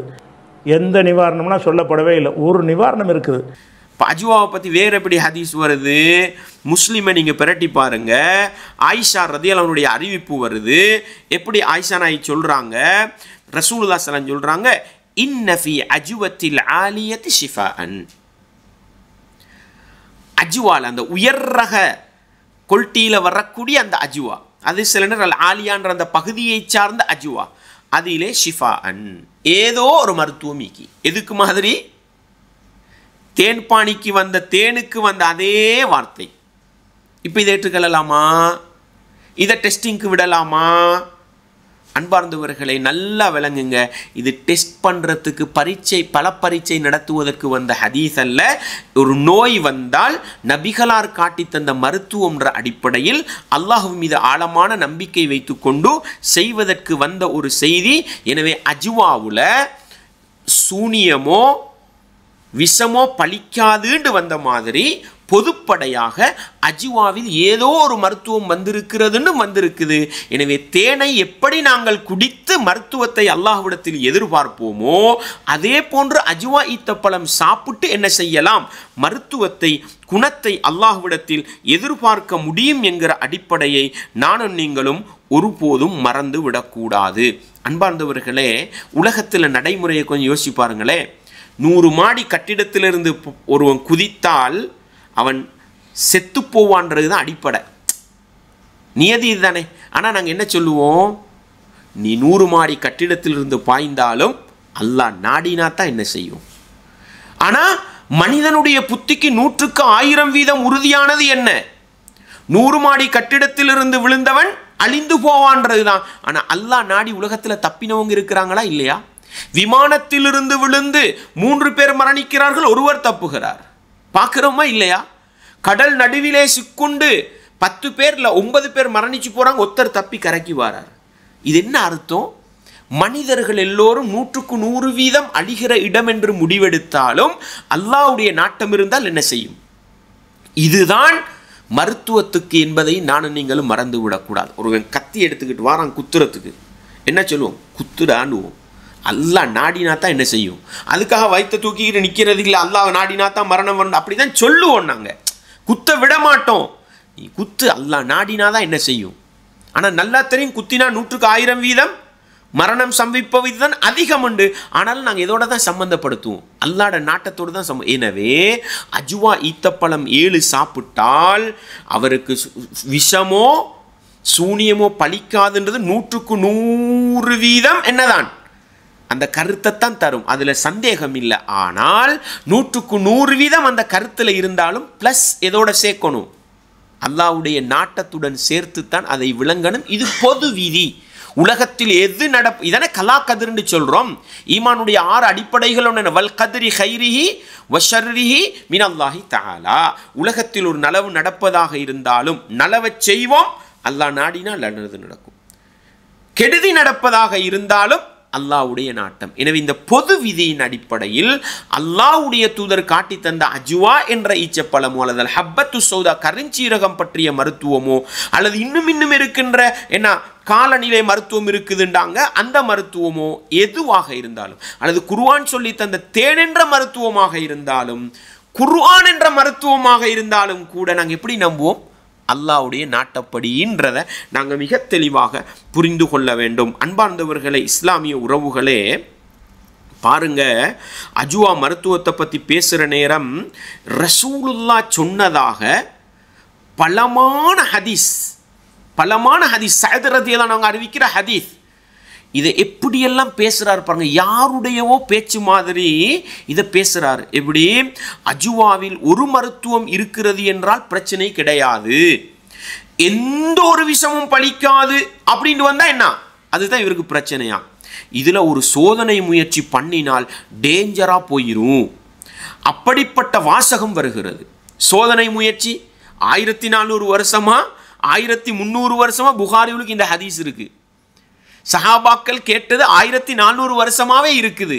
ஆனால் யாருமே டெஸ்ட் பண்ண போய் சோதனை முயற்சி செஞ்சு மரணிச்சு போனாங்கன்றதுக்கு ஒரு உதாரணம் காட்டையிலுமா? அடே, தேன் பானியை குடிக்க கொடுத்து 3 தடவை குடிச்சே என்ன செய்யல, குணமடையல. ஆனால் 4வது தடவையும் குடிச்சாரா இல்லையா? அது மாதிரி ஒருவர் என்ன செஞ்சாரு, ஈத்தம்பழத்தை சாப்பிட்டாரு, நம்பிக்கையாவே அஜ்வா ஈச்சப்பழத்தை சாப்பிட்டாரு. சாப்பிட்டு அடுத்த நிமிஷம் ஒரு தேல் கொத்தி மௌத்தா போனாரு. உடனே அஜ்வா ஹதீஸையா தூக்கி வீசுவோம்? இல்லை, அல்லாஹ்வுடைய நாட்டம் என்ன செய்யலை, அந்த மருத்துவம் உடம்புக்கு என்ன செய்யலை, ஒத்து போகல. இதுதான் ஒரு முஃமின் அந்த ஹதீஸை புரிஞ்சு கொள்ள வேண்டிய முறை. இது சாதாரண விஷயம். பிஜே மறுத்துட்டாருண்டா அதை சரிப்படுத்துறதுக்கு 1000 பொய்களை என்ன செய்வார், சொல்லுவார்ன்றது வரலாற்று நெடிகளும் என்ன செய்கிறோம், நாங்கள் அதை பார்த்து வரோம். பாருங்க எந்த அளவுக்கு சொல்றாருண்டா, சோதனை முயற்சி பண்ணினால் டேஞ்சரா போயிடும், அப்படிப்பட்ட வாசகம் வருகிறது. எனவே விஷத்தை குடிக்கலாம்னு விளங்குமா. அஜ்வா ஈச்சப்பழத்தை சாப்பிட்டு விஷத்தை குடி, உலகத்தில் யாராவது செய்கிற வேலையா? இப்படியெல்லாம் அந்த ஹதீஸில் விளங்கலாமா? ஒரு விஷமும் விடாமல் எந்த விஷமும் பலிக்காதுன்னு ரசூலா சொல்லிட்டாங்களா? இப்படி ரசூலா சொல்லியிருப்பாங்களா? எனவே இப்படி ரசூலா சொல்லியிருக்க மாட்டாங்க. மருத்துவம் ஒன்று இருக்கிறது அப்படின்னு சொன்னா நியாயமா? அதனால இந்த ஹதீஸா அதுல வேற என்ன, எதிரி கேள்வி கேட்கிற மாதிரியான அர்த்தம் எல்லாம் இந்த ஹதீஸுக்கு இருக்குதான். ஆனால் அந்த அஜ்மாவுடைய ஹதீஸில் எப்படி வருதுன்னு கேட்டால், யார் ஒருத்தன் 7 பேரிச்சம்பழம் சாப்பிட்றானோ அவனுக்கு எந்த தீங்கும் ஏற்படாது. விஷம் வந்து எந்த விஷமும் தீங்களிக்காதுன்னு வருது. எப்படி வருது இல்லை, இது ஒரு சோதனை முயற்சி பண்ணால் டேஞ்சராக போயிருமா, அப்படிப்பட்ட ஒரு வாசனை இது. ஆனால் அஜ்மாவில் இன்னும் டேஞ்சரான வார்த்தை வருது. எப்படி வருதுன்னா, அவனுக்கு எந்த ஒரு விஷமும் தீங்கிழைக்காது அப்படின்னு அர்த்தம். விஷத்தை குடிக்கலாம், அனைத்தையும் தானே குடிக்கும், ஒரு விஷம் விடாமல் எந்த விஷமும் ஒன்றும் செய்யாதுன்னு வருதா இல்லையா ஹதீஸு. இப்படி ரசூலுல்லாஹ் சொல்லியிருப்பாங்களா? நீங்கள் என்ன மாதிரி இந்த ஹதீஸை வைக்கிறீங்கன்னு கேட்டால், அவன் எதிரி கேள்வி கேட்குற மாதிரியான வாசகத்தை எல்லாம் வச்சுருக்கிறீங்க இதில். எப்படி நீங்கள் என்ன மாதிரி இந்த ஹதீஸை வைக்கிறீங்கன்னு கேட்டால், அவன் எதிரி கேள்வி கேட்குற மாதிரியான வாசகத்தை எல்லாம் வச்சுருக்கிறீங்க இதில். எப்படி இவருக்கு பிரச்சனையே என்ன தெரியுமா, இஸ்லாம் ஒரு இனிய மார்க்கம் நடத்தினாரா, மாற்று மதத்தவர்களோட விவாதம் நடத்தினாரா, திடீர்னு அவன் ஒரு கேள்வியை கேட்டுருவான். ஏற்கனவே பதிலை வச்சுக்கிட்டு போனால் சமாளித்து உசுப்பி கிசுப்பி போயிடுவார். திடீர்னு ஒரு கேள்வி கேட்டு பதில் இல்லைண்டா அது தூக்கி வீசுன்றுவார். இப்படி விவாத களத்தில் தூக்கி வீசப்பட்ட ஹதீஸ் தான் இது. இப்படியெல்லாம் மணித்தியால கணக்கு இன்னென்ன காரணங்கள் எல்லாம் வச்சு பேசி இந்த ஹதீஸை மறுக்கல்ல. ஒரு விவாதத்தில் அவன் கேட்ட கேள்விக்கு உடனே பதில் சொல்றதுக்கு இல்லை, ஹதீஸை தூக்கி வீசின்றாரு. தூக்கி வீசி போட்டு அதை உறுதிப்படுத்துறதுக்கான சான்று அங்கிருந்து இங்கிருந்து கொண்டார். அதெல்லாம் பச்சை பொய்யும் ஏமாத்துன்றது என்ன செஞ்சிட்டோம், தொடர்ந்து 5 பாகத்தில் நாங்கள் பார்த்துட்டோம். அதில் வேற ஒரு விஷயத்தை சொல்லுவார், அதில் வேற சூனியம் வேற இருக்குதான் சொல்லிட்டு, எந்த சூனியமும் ஒன்றும் செய்யாது, சூனியமே இல்லைன்னு சொல்றோம். சூனியமே இல்லைன்னு சொல்றோம். நீங்க முதலாவது சூனியத்தை நிறுத்திட்டு வந்துதான் ஏதோ ஹதீஸை அஜ்வா ஹதீஸையே பேசணும்னு என்ன பண்றாரு சொல்றாரு. அதான் பாயிண்ட். அதில் சூனியமும் எந்த சூனியமும் ஒன்றும் செய்யாது, சூனியமே இல்லைங்கிறோம். அப்போ சூனியத்தை நிறுவிட்டு தான் இதுக்கு வரணும், இந்த ஹதீஸுக்கு நீங்கள் வரணும். சூனியத்துக்கு ஒன்றும் செய்யாதுன்னா முதல்ல சூனியம் இருக்கா, சூனியம் ஏதாவது செய்யுமா, எனக்கு செஞ்சு காட்டுன்னு கேட்டு செஞ்சு காட்டினீங்களா? சூனியத்தினால ஒன்றும் செய்ய இயலாதுங்கிறது 100% உண்மை. சூனியக்காரனுக்கு எந்த சக்தியும் கிடையாது. லா யுஃப்லிஹு சாஹிர் ஹைது அத்தா, சூனியக்காரன் எப்படி வந்தாலும் ஜெயிக்க மாட்டான் அப்படின்னு நல்லா சொல்லி காட்டுறான். அதனால் சூனியத்துக்கு அந்த சக்தியும் கிடையாது. சக்தி கிடையாதுங்கும் போது பேரிச்சம்பழம் சாப்பிட்டா அது ஒன்றும் செய்யாதுன்னு என்ன அர்த்தம், சக்தி இருக்குன்னு அர்த்தமாகுது. அந்த சூனியத்தை சேர்த்ததுனாலையும் அந்த ஹதீஸை நாங்கள் மறுக்கிறோம். அந்த சூனியத்தை சேர்த்ததுனாலையும் அந்த ஹதீஸை நாங்கள் மறுக்கிறோம். அந்த சூனியத்தை சேர்த்ததுனாலையும் அந்த ஹதீஸை நாங்கள் மறுக்கிறோம். அன்பார்ந்தவர்களே, சூனியம் இருக்குதுன்னு பேசுறதுக்கு அஜ்வா ஹதீஸ் நமக்கு தேவையில்ல. பிஜே என்ன தெரியுமா நினைச்சாரு, சூனியத்தை நிறுவுவதாக இருந்தால் ஹதீஸை வச்சு தான் நிறுவனம்னு நினைச்சார். இதுதான் அவர் விட்ட மிகப்பெரிய வழிகேடு. சூனியத்தை பற்றி 100க்கு 1000 வீதம் பலமாக பேசியது குர்ஆன். அதை தனிய சூனியத்தை பற்றி பேசலாம், அது வேற. 100க்கு 1000 வீதம் சூனியம் ஒன்று இருக்கிறது, அது படிக்க முடியுமான கலை. அதனால கணவன் மனைவிக்கு இடையில பிரிக்கக்கூடிய ஒன்றை நான் கற்றுக்கொண்டாங்கன்றதும் அது குர்ஆன் தனியே பேசிட்டுது. ஆனால் இவர் என்ன தெரியுமா சொல்றாரு, நீங்கள் சூனியத்தை நிறுவி விட்டுத்தான் இந்த ஹதீஸுக்கு வர வேண்டும். அப்போ சூனியம் இருக்கா, எனக்கு செய்து காட்டுங்கள் என்றேன், செய்து காட்டினீர்களா? அதான் பாயிண்ட். அதில் சூனியமும் எந்த சூனியமும் ஒன்றும் செய்யாது, சூனியமே இல்லைங்கிறோம். அப்போ சூனியத்தை நிறுவிட்டு தான் இதுக்கு வரணும், இந்த ஹதீஸுக்கு நீங்கள் வரணும். சூனியத்துக்கு ஒன்றும் செய்யாதுன்னா முதல்ல சூனியம் இருக்கா, சூனியம் ஏதாவது செய்யுமா, எனக்கு செஞ்சு காட்டுன்னு கேட்டு செஞ்சு காட்டினீங்களா? சூனியம் ஏதாவது செய்யுமா, எனக்கு செஞ்சு காட்டுன்னு கேட்டு செஞ்சு காட்டினீங்களா? சூனியம் ஏதாவது செய்யுமா, எனக்கு செஞ்சு காட்டுன்னு கேட்டு செஞ்சு காட்டினீங்களா? சூனியத்தினால ஒன்றும் செய்ய இயலாதுங்கிறது 100% உண்மை. யார்கிட்ட கேட்குறாரு? முஸ்லீம்கள்கிட்ட கேட்குறார், இந்த ஹதீஸை நம்புகிற சமூகத்துக்கிட்ட கேட்குறார். அப்படியே 1400 வருஷம் புகார் இமாம், முஸ்லிம் இமாம், அபூதாவுது, திருமிதி எல்லாரும் கொண்டு வந்த ஒரு செய்தியை வச்சுக்கிட்டு 1400 வருஷத்துக்கு பின்னால் இந்த ஹதீஸை நம்புகிற எங்களை பார்த்து கேட்குறாரு, சூனியம் இருக்குதான்னு கேட்டோமே, நிறுவுங்கன்னு சொன்னோமே, நிறுவினீங்களா? என்னத்தை நிறுவினாரு? மணிகண்டனுக்கு முன்னால போய் நீ சூனியம் செஞ்சு காட்டுன்னு உட்கார்ந்தாரு. அன்பார்ந்தவர்களே, இந்த இடத்திலே உங்களை நோக்கி நான் உறுதியாக சொல்லக்கூடிய ஒரு விடயம் என்ன தெரியுமா? இந்த ஹதீஸை இவர் மறுக்கிறதுக்கு மெயின் காரணம், இந்த ஹதீஸ் சஹீஹ்னா சூனியத்தை ஏற்றுக்கொள்ளணும். சூனியத்தை மறுத்துட்டாரு, அதனால் இந்த ஹதீஸை தூக்கி வீச வேண்டிய நிலையில் இருக்கிறார்ன்றது உண்டு. இரண்டாவது, இவர் மணிகண்டனுக்கு முன்னால சூனியம் செய்யுங்கன்னு போய் உட்கார்ந்தார் சகோதரர்களே. அதுக்கு முன்னால இவருடைய மனநிலையை பாருங்க, அதுக்கு முன்னால இருந்த இவருடைய சிந்தனை வேகத்தை பாருங்க, அதுக்கு பின்னால் உள்ள சிந்தனை வேகத்தை பாருங்க. புகாரில் வரக்கூடிய ரசூலுல்லாஹ்க்கு சூனியம் செய்யப்பட்ட ஹதீஸ், யுஹய்யலு இலைஹி அன்னஹு யஃஅலு ஷைஅ வலம் யஃஅல்ஹு, என்ன செய்யாத ஒன்றை செய்த மாதிரி ஒரு பிரமிப்பு, ஒரு ஃபீலிங் வந்தது. மனைவிமார்கிட்ட போகாத நேரத்தில் போன மாதிரி ஒரு பிரமிப்பு, ஒரு ஃபீலிங் வந்தது. இந்த மனநிலை மாற்றம் தான் சூனியத்தில் வந்துச்சு. அன்பார்ந்தவர்களே, பிஜே இன்றைக்கு பேசுகிற பேச்சுக்களை பார்த்தால் நேத்தொண்ட பேசுகிறாரு, முந்த நாள் ஒன்றை பேசுகிறாரு, 2023 ஒன்றை பேசியிருக்கிறாரு, 2024 ஒன்றை பேசியிருக்கிறாரு. அதை விடுங்க, நம்ம இந்த தொடர் பேசுகிறோம் பாருங்க, இந்த தொடர் பேசுறதுலேயே முன்னுக்கு பின் அவருடைய முரண்களை தொகுத்தெடுத்தால் ஒவ்வொரு மணித்தியாலத்திற்கும் பல முரண்பாடுகளை பேசுறார். நல்ல அறிஞர்கள் மீது இல்லாத பொல்லாத பொய்யை சொல்றார், கண் முன்னுக்கு வச்சிருக்கிற வாசகத்தையும் பிரட்டி வாசிக்கிறார். இப்படி இவருக்கு நாளுக்கு நாள் பிறண்டு பிறண்டு விளங்குதுன்னு சொன்னா, அன்பார்ந்தவர்களே, இந்த சமீபத்தில் போகக்கூடிய அஹ்லுல் பைத்ன்ற இந்த விவகாரத்தை நீங்க எடுத்து பாருங்க. அலி ரலியல்லாஹு அவர்களை அஹ்லுல் பைத்திலிருந்து தூக்கி வீசினார். ரசூலுல்லாஹ்வோட மனைவிமாரை சேர்க்கேலுமா இல்லாத 2-3 நிலைப்பாடு, ரசூலுல்லாஹ்வுடைய மகளை சேர்க்கேலுமா முடியாத 2-3 நிலைப்பாடு. ஏன் இது? புரண்டு புரண்டு புரண்டு புரண்டு பேசுகிற அளவுக்கு இவருடைய புத்தி குழம்பி போயிருக்கிறது, இவருக்கு சிந்தனை கோளாறு ஏற்பட்டிருக்கிறது. இதெல்லாம் நீங்க தெளிவா பார்க்கலாம். மணிகண்டனுக்கு பின்னால அமர்ந்த நிகழ்வு, மணிகண்டனுக்கு முன்னால அமர்ந்த நிகழ்வு, இவருடைய ஆய்வுகளை பாருங்க. அன்பார்ந்தவர்களே, ஒன்றை சொல்றேன் உங்களுக்கு, ரசூலுல்லாஹ்வுக்கு சூனியம் செய்யப்பட்டிருக்குதுன்றத ரசூலுல்லாஹ்வாக சொல்லி இருந்தால் எங்களுக்கும் அடிச்சு சொல்லலாம், பிஜேக்கு மணிகண்டன் சூனியம் தான் அடிச்சிருக்குண்டு. எங்களுக்கு அப்படி சொல்லி கொள்ள இயலாது. ஏன்? ரசூலுல்லாவே அல்லாஹ்வுடைய முடிவோடு தான் என்ன செஞ்சாங்க, சூனியம் வைக்கப்பட்டிருக்குதுன்னு சொன்னதனால பிஜேட விஷயத்தில் எங்களுக்கு சொல்லலாமல் இருக்குது. ஆனால் பிஜேயுடைய ஆய்வு முடிவுகளையும் அவருடைய மார்க்க விவகாரங்களையும் பார்க்கிற பொழுது, ஹதீஸ் மறுக்கிற கொள்கையை பார்க்கிற பொழுது ஆச்சரியமாக இருக்குது. அலி ரலியல்லாஹு அவர்கள் அஹ்லுல் பைத்துன்னு வரக்கூடிய நேரடி வாசகங்களை கொண்ட ஹதீஸுகளை எல்லாம் தூக்கி வீசணும்னு சொல்லிட்டார்.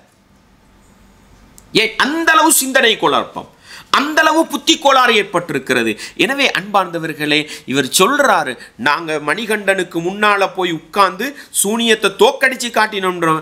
நாங்க சொல்றோம், மணிகண்டனுக்கு அமர்ந்ததற்கு பின்னால்தான் உங்களிடத்தில் ஏகப்பட்ட மாற்றங்களும் கொள்கை ரீதியான சிந்தனை ரீதியான தாக்கங்களும் வேகமாக வந்து நாளுக்கு நாள் ஹதீஸுகளை மறுக்கின்ற வழிகேட்டுக்குள் போயிருக்கிறீர்கள் என்று சொல்லுகின்ற அளவுக்கு மணிகண்டனின் சூனிய தாக்கமோ என்று பயப்படுகிற அளவுக்கு நிலை இருக்குது. எனவே நீங்கள் முதலாவது இந்த ஹதீஸ் எடுங்க, அஜுவான்ற ஹதீஸை எடுத்து நீங்கள் மதீனாவுக்கு போய் வகை வகையான அஜுவா ஈச்சப்பழம் இருக்குது, அந்த வகை வகையான அஜுவா ஈச்சப்பழத்தை வாங்கி ஒரு மாதத்துக்காலும் சாப்பிடுங்க.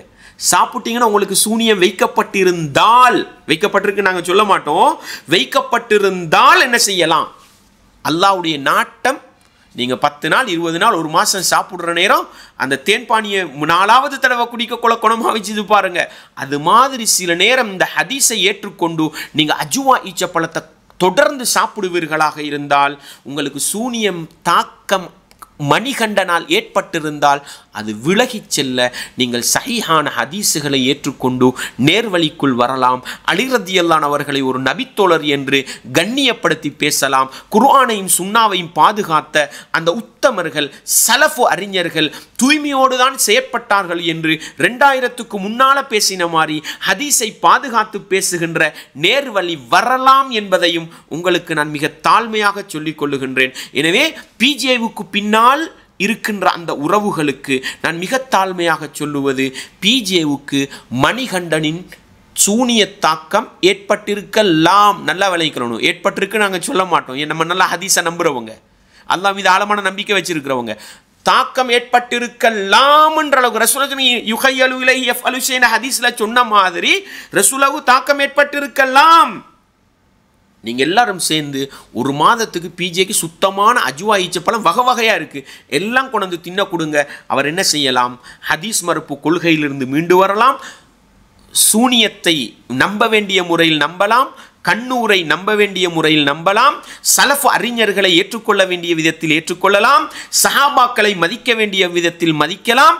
அவரும் நேர்வழி பெற்று நீங்களும் வேறு நேர்வழி பெறுவதற்கு இந்த அஜ்வா என்ற ஒரு ஹதீஸை ஏற்றுக்கொண்டால் அது போதும் என்ற ஒரு அடிப்படையை உங்களுக்கு நான் மிக தாழ்மையாக சொல்லிக் கொள்ளுகின்றேன். அன்பார்ந்தவர்களே, இஸ்லாமிய உறவுகளே, அடுத்ததாக இந்த அஜ்வா ஹதீஸை பற்றி அறிஞர்கள் என்ன சொல்லியிருக்கிறாங்க பாருங்க.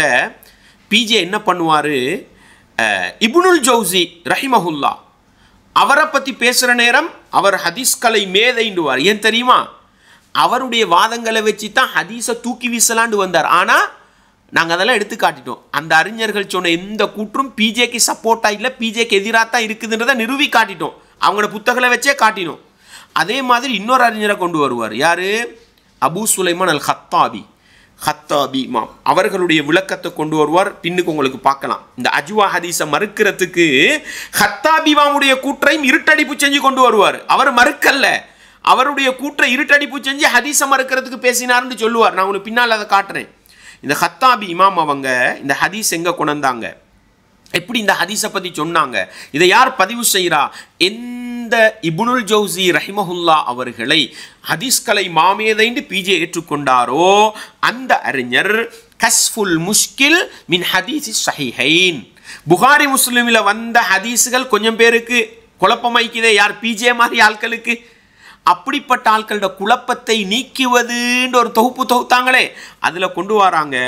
வஃபில் ஹதீஸி சாதிஸ், 6வது ஹதீஸில் என்ன வருது? காலையில் 7 ஈத்தம்பழம் சாப்பிட்டவருக்கு விஷமும் சூனியமும் பலிக்காதுன்ற ஹதீஸை கொண்டு அவங்க என்ன சொல்கிறாங்க தெரியுமா? மன் தசப்பஹன்ற அர்த்தம் என்ன? அக்கலஹுன்ன வக்த சபாஹி, காலை நேரத்தில் சாப்பிட வேண்டும். கபுல அய்யகுல ஷைஅன், எந்த ஒன்றையும் சாப்பிடுறதுக்கு முன்னால வெறும் வயிற்றோடு சாப்பிட வேண்டும். வல் அஜ்வா, அஜ்வா ஈச்சப்பழம்ன்றது நௌம் மின தம்ர் யகூனு பில் மதீனா, மதீனாவிலே இருக்கக்கூடிய, அதுவும் அல் ஆலியா, மதீனாவுடைய நெருக்கமான அந்த ஏரியால சூழல்ல இருக்கக்கூடிய ஒரு விதமான ஈத்தம்பழம். இதை வெறும் வயிற்றிலே சாப்பிட்டால் இந்த நன்மை கிடைக்கும் என்று யார் ஏற்றுக்கொள்றா? பிஜே எந்த இப்னுல் ஜௌசி ரஹிமஹுல்லாவுடைய கூற்றை வச்சு ஹதீஸை மறுக்கலாம்னு எடுத்தாரோ அந்த இப்னுல் ஜௌசி ரஹிமஹுல்லா இந்த ஹதீஸை ஏற்றுக்கண்டாங்க. ஏன் அவர்கிட்டயே பாடம் படித்து இந்த ஹதீஸை நீங்கள் ஏற்றுக்கொள்ளக்கூடாது? நிதானமாக சிந்திச்சு பாருங்க. அதே போல் இமாம் ஹத்தாபி ரஹிமஹுல்லா அவர்களுடைய கூற்றை கொண்டு பார்த்தீங்களா, இவங்களே ஹதீஸை மறுக்கிற மாதிரி பேசியிருக்கிறாங்கன்னு அஜ்வா ஈச்சப்பழத்துக்கு பின்னால் விளக்கம் சொல்லுவார். உங்களுக்கு பின்னால் சொல்கிறேன். ஹத்தாபி இமாம் அவங்க என்ன தெரியுமா சொன்னாங்க? வகௌனுஹா ஔதத்தம் மின சும்மி வஸ்ஸிஹ்ரி, விஷத்துக்கும் சூனியத்துக்கும் பாதுகாப்பாக அந்த அஜ்வா ஈச்சப்பழம் இருக்கும் என்பது இன்னமா ஹுவ மின் தரீகி தபர்ருக். அல்லாஹு அக்பர். எப்படி தெரியுமா சொல்றாங்க? இது சாதாரணமா அன்றைய கால மருத்துவத்தில் இருந்த மாதிரி மருத்துவம் அல்ல, இது ஒரு பரக்கத்தின் வழியாக கிடைத்த மருத்துவம். என்ன பரக்கத்து? லிதஅவத்தின் மினர் ரசூலி சபகத் ஃபீஹா, நபி அவர்கள் கேட்ட ஒரு பிரார்த்தனையின் மூலம் அஜ்வா ஈச்சப்பழத்துக்கு வந்த பரக்கத்தின் வெளிப்பாடுதான் அது. விஷத்துக்கும் சூனியத்துக்கும் பாதுகாப்பு தரும் என்று சொல்லிவிட்டு லா லிஅன்ன மின் தபஇ தம்ரி அன் யஸ்னா ஷைஅன் மின் ذلك, ஏனென்றால் ஈத்தப்பழத்துக்கு என்ன தன்மை இல்லை? விஷத்தை பாதுகாக்கிற தன்மையோ சூனியத்தோடு தூரமாக்குற தன்மையோ இல்லை. அல்லாஹ்வுடைய தூதரின் துஆவுடைய பரக்கத்தினால தான் அஜ்வா ஈச்சப்பழத்துக்கு இப்படி ஒன்று கிடைச்சிருக்குதுன்னு சொல்றாங்க. பிஜே மருத்துவத்தை வெறுமனே எப்படி பார்த்தாரு? உலக விவகாரம் தூக்கி வீசுங்கண்டாரு. ஹத்தாபி இமாம் எப்படி சொல்றாங்க? அன்றைய நடைமுறையில் இருக்கிற மருத்துவம் வேற, ஆனால் அஜ்வா ஈச்சப்பழம் சாப்பிட்டால் பாதுகாப்பு இருக்குதுன்னு வெறுமனே மருத்துவம் அல்ல, அது நபிகளாருடைய பிரார்த்தனையின் பரக்கத்தால் கிடைச்சது. அல்லாஹு அக்பர். நீங்கள் ஏற்றுக்கொண்ட அறிஞர்கள் எவ்வளவு அழகா விளங்கப்படுத்துறாங்க. எனவே அன்பார்ந்த பிஜே அவர்களே, நீங்க தான் அறிவாளின்னு போகாம உங்களுக்கு முன்னால குர்ஆன் ஹதீஸுக்கு பாடுபட்ட ஒரு சமூகம் இருக்குது. உங்களை விட குர்ஆன் ஹதீஸை கரைத்து குடித்த ஒரு சமூகம் உலகத்தில் வாழ்ந்துட்டு போனிச்சுது. உங்களை விட ஆழமான துல்லியமான விளக்கங்களை கொடுத்த அறிஞர்கள் வாழ்ந்துட்டு போயிருக்கிறாங்க. அவங்களோட விளக்கத்தை பார்த்தாவது ஹதீஸுடைய பொறுமதியை விளங்குங்கண்டு மிக தாழ்மையாக நான் உங்கள்கிட்ட வேண்டிக்கொள்கிறேன். பாருங்க, பிஜே அவர்கள் ஹத்தாபி இமாம் சொன்னதாக கொண்டு வரார். ஃபத்துஹுல் பாரி இப்னு ஹஜருல் அஸ்கலானி ரஹிமஹுல்லா ஹத்தாபி இமாம்ட கருத்தை பதிவு செஞ்சாங்க. இதை பிஜே எதுக்கு தெரியுமா கொண்டு வருவார்? இந்த ஹதீஸை ஏற்றுக்கல்ல தேவல்லன்னு சொல்றதுக்கு கொண்டு வருவார். ஆனால் ஹத்தாபி இமாமுடைய கூற்று எங்க பதிவு செய்யப்பட்டிருக்குது? கஷ்ஃபுல் முஸ்கில் மின் ஹதீஸி சஹீஹைன், தெளிவாக வந்திருக்குது. அது பரக்கத்தால மருத்துவமானதுன்னு வந்திருக்கு. இவங்க என்ன தெரியுமா சொல்றாங்க? வத்திப்பு நௌஆனி, ஃபத்ஹுல் பாரியில் சொல்றாங்க மருத்துவம்ன்றது ரெண்டு வகை. திப்புன் யூனான், யூனானிய வைத்தியம் ஒன்று இருக்குது. அது அவங்க மருத்துவத்துக்குன்னு சில ரூல்ஸ், ஒஹுவ கியாசி, ரூல்ஸ் வச்சு செய்வாங்க. இந்த இன்றைய ஆங்கில வைத்தியம் மாதிரி ஒரு வைத்தியம். வ திப்புல் அரபி வல் ஹிந்தி, இன்னொரு மருத்துவம் இருக்குது. அரபு சமூகம் கையாண்ட மருத்துவம், இந்தியாவில் இருந்து வந்த ஒரு மருத்துவ முறை. வஹுவ தஜாருபி, அது அனுபவ ரீதியாக வந்தது. விளங்குதா? ஒரு நோய்க்கு மருந்து கொடுத்து டெஸ்ட் பண்ணி வந்தது. இப்படி ஒரு மருத்துவம் இருக்குதுன்னு சொல்லிட்டு அவங்க சொல்றாங்க. வகான அக்ஸருமா யசிஃபுஹுன் நபியு ஸல்லல்லாஹு அலைஹி வஸல்லம் லிமன் யகூனு அலீலன் அலா தரீகதி திப்பில் அரபி. ரசூலுல்லாஹ் காட்டி தந்த மருத்துவம் எந்த வகையை சார்ந்தது தெரியுமா? அரபுகளுக்கிட்ட அனுபவ ரீதியாக வந்த மருத்துவம் இருக்குதே, அந்த மருத்துவத்தை காட்டி தந்தாங்க. வமின்ஹு மா யகூனு, வமின்ஹு மா யகூனு, அந்த மருத்துவத்தில் சிலது இருக்குது. மிம்ம தலஅ அலைஹி பில் வஹ்யி, எதன் மூலம் வந்தது? ரசூலுல்லாஹ் அரபுகள்கிட்ட இருந்து அனுபவ ரீதியாக எடுத்து வந்ததல்ல, வஹ்யின் அடிப்படையில் வந்ததுன்னு சொன்னாங்க. அல்லாஹு அக்பர். யாரு? ஹத்தாபி இமாம். அன்பார்ந்தவர்களே, ஹத்தாபி இமாமுடைய கூற்றை புரட்டி அடிச்சு தான் அஜுவா ஹதீஸையே மறுக்கலாம்ன்ற ஒரு சிந்தனை போக்க பின்னுக்கு வைப்பீங்க. நான் உங்களுக்கு ஆடியோ போட்டு காட்டுறேன். ஆனால் ஹத்தாபி இமாம் எப்படி சொல்கிறாங்க? ரசூலுல்லாஹ் காட்டி தந்த மருத்துவத்தில் அரபு சமூகத்துடைய அனுபவ ரீதியான மருத்துவம் இருக்கிறதோட ரசூலுல்லாஹ் வஹீன் அடிப்படையில் காட்டிய மருத்துவமும் இருக்குதுன்றாங்க. எதுக்கு? இந்த ஹப்பத்து சௌதா, கருஞ்சீரகம், அஜுவா சம்பந்தப்பட்ட செய்திக்கு. இது எங்கே வருது? நீங்கள் எந்த ஃபத்ஹுல் பாரியை காட்டி இந்த அஜுவா ஈச்சப்பழம் சம்பந்தப்பட்ட ஹதீஸுகளை சில அறிஞர்கள் விமர்சிச்சிருக்கிறாங்க, நையாண்டி பண்ணியிருக்கிறாங்கன்னு பேசினீங்களோ, அதே ஃபத்ஹுல் பாரிகளுக்கு தான் எது வருது? இந்த கூற்று வருதுன்றத நானும் நீங்களும் ஒருபோதும் மறந்து விடக்கூடாது. பாருங்க, ஒரு சில அறிஞர்கள் இந்த மருத்துவத்தை எப்படி சொல்றாங்கன்னு பாருங்க. வகால கைருஹு, இன்னும் சில அறிஞர்கள் சொல்றாங்க, திப்புன் நபி ஸல்லல்லாஹு அலைஹி வஸல்லம், நபிகளான ஸல்லல்லாஹு அலைஹி வஸல்லம் உடைய மருத்துவம் இருக்கிறதே, முத்தயக்கனுல் புர், அது சும்மா இல்லை, அது உறுதியாகவே நிவாரணத்தை கொண்டு வரும்ன்ற அளவுக்குள்ளது, சந்தேகத்துக்கிடமானது இல்லை. பிஜே என்ன சொல்றார்? மருத்துவமா தூக்கி வீசுங்கன்ற மாதிரி பேசுறாரே. இந்த அறிஞர்கள் எப்படி பேசுறாங்க? ரசூலுல்லாஹ் காட்டி தந்த மருத்துவம் சாதாரணமானதல்ல, அது உறுதியாகவே என்ன செய்யும்? நிவாரணத்தை ஏற்படுத்தும். லிசுதூரிஹி அனில் வஹ்யி, ஏனென்றால் அது ரசூலுல்லாஹ் மனிதன் என்பதை தாண்டி வஹ்யின் அடிப்படையில் பேசுகிற மருத்துவமும் இருக்குதுன்ற அடிப்படையில் அதை குணமடைகிற வாய்ப்புகள் அதிகம்னு சொல்லிட்டு அவங்க சொல்றாங்க. மற்றவங்க சொல்ற வைத்தியம் இருக்குதே, அதெல்லாம் என்னதான்? அனுபவ ரீதியாக வந்தது, கற்பனையில் வந்தது, அது குணம் கிடைக்கலாம், குணம் கிடைக்காம போகலாம். ஆனால் ரசூலுல்லாஹ் காட்டி தந்த மருத்துவம் குணம் கிடைப்பதற்கு அதிக வாய்ப்புள்ளதுன்னு சொல்லிட்டு சொல்றாங்க. வகத் யதகல்லஃபு ஷிஃபாஉ அன் பஅதி மன் யஸ்தஅமிலு திப்பன் நுபுவா, நபிகளார் காட்டி தந்த மருத்துவத்தை பாவிக்கின்ற சில பேருக்கு உடனே குணம் கிடைக்காது. உடனே என்ன செய்யாது? குணம் கிடைக்காது. எதனால தெரியுமா? வதாலிக லிமானிஇன், அங்க ஒரு தடை ஒன்று இருக்குது. என்ன தடை தெரியுமா? காமபில் முஸ்தஅமிலி மின் தஅஃபி இஅ்திகாதி ஷிஃபாஇ பிஹி, அவர் குடிக்கிற நேரம், அந்த மருத்துவத்தை செய்கிற நேரம், இதில் குணம் கிடைக்கும்னு மன உறுதியோட செய்யல, அதனால குணம் கிடைக்காம போகலாம். வதலக்கிஹி பில் கபூல், அதை அவர் என்ன செய்யல? உள்ளத்தால ஏற்றுக்கல்ல, அதனால் அவருக்கு குணம் கிடைக்காம போகுது. வஅத்ஹருல் அம்ஸிலதி ஃபீ தாலிக, அதற்கு மிகச்சிறந்த உதாரணம் எது தெரியுமா? அல் குர்ஆன். குர்ஆன்ண்டாங்க. அல்லாஹு அக்பர். ஏன் அல்லாஹ் சொல்றான் குர்ஆனிலும் நாங்கள் மருத்துவத்தை வச்சிருக்கிறோம் என்றான். இவங்க சொல்றாங்க, இந்த அறிஞர் சொல்றாரு, இதற்கு மிகச்சிறந்த உதாரணம், சில மனிதர்களுக்கு குர்ஆன் ஓதினாலும் என்ன செய்யாது? குணம் கிடைக்காது. காரணம் என்ன தெரியுமா? அது ஹுவ ஷிஃபாஉல் லிமா ஃபிஸ் சுதூர், குர்ஆன் என்றது உள்ளத்தில் உள்ள நோய்களுக்கு மருத்துவம் தான். ஆனாலும் வமஅ ஸாலிக, அப்படி இருந்தாலும் ஃபக்கத் லா யஹ்சுலு லிபஅலின் நாஸி ஷிஃபாஉ ஸத்ரிஹி, சில மனிதர்களுக்கு என்னதான் குர்ஆன் வசனத்தை ஓதினாலும் உள்ளத்தில் உள்ள நோய் இல்லாமல் போகாது. காரணம் என்ன? லிகுசூரிஹி ஃபில் இஅ்திகாதி, குர்ஆன் அவர் சரியாக நம்பல்ல. வத்தலக்கி பில் கபூல், சரியா அதை ஏற்றுக்கொள்ளல. அல்லாஹு அக்பர், எந்த அளவு விளங்கப்படுத்துறார். எனவே ரசூலுல்லாஹ் காட்டி தந்த மருத்துவம் சாதாரணமாக செய்யக்கூடாது. இதில் ஆழமான நம்பிக்கை இருக்கணும். ரசூலுல்லாஹ் காட்டி தந்தாங்க, வஹீயின் அடிப்படையில் வந்ததுன்னு நம்பி நீங்க செய்யுங்க. அல்லாஹ்வுடைய நாட்டம் உறுதியாக குணம் கிடைக்கிறதுக்கு வாய்ப்பு. இதுதான் அவங்க சொல்றாங்க. தேனை குடிச்ச நேரம் எப்படி வந்துச்சு?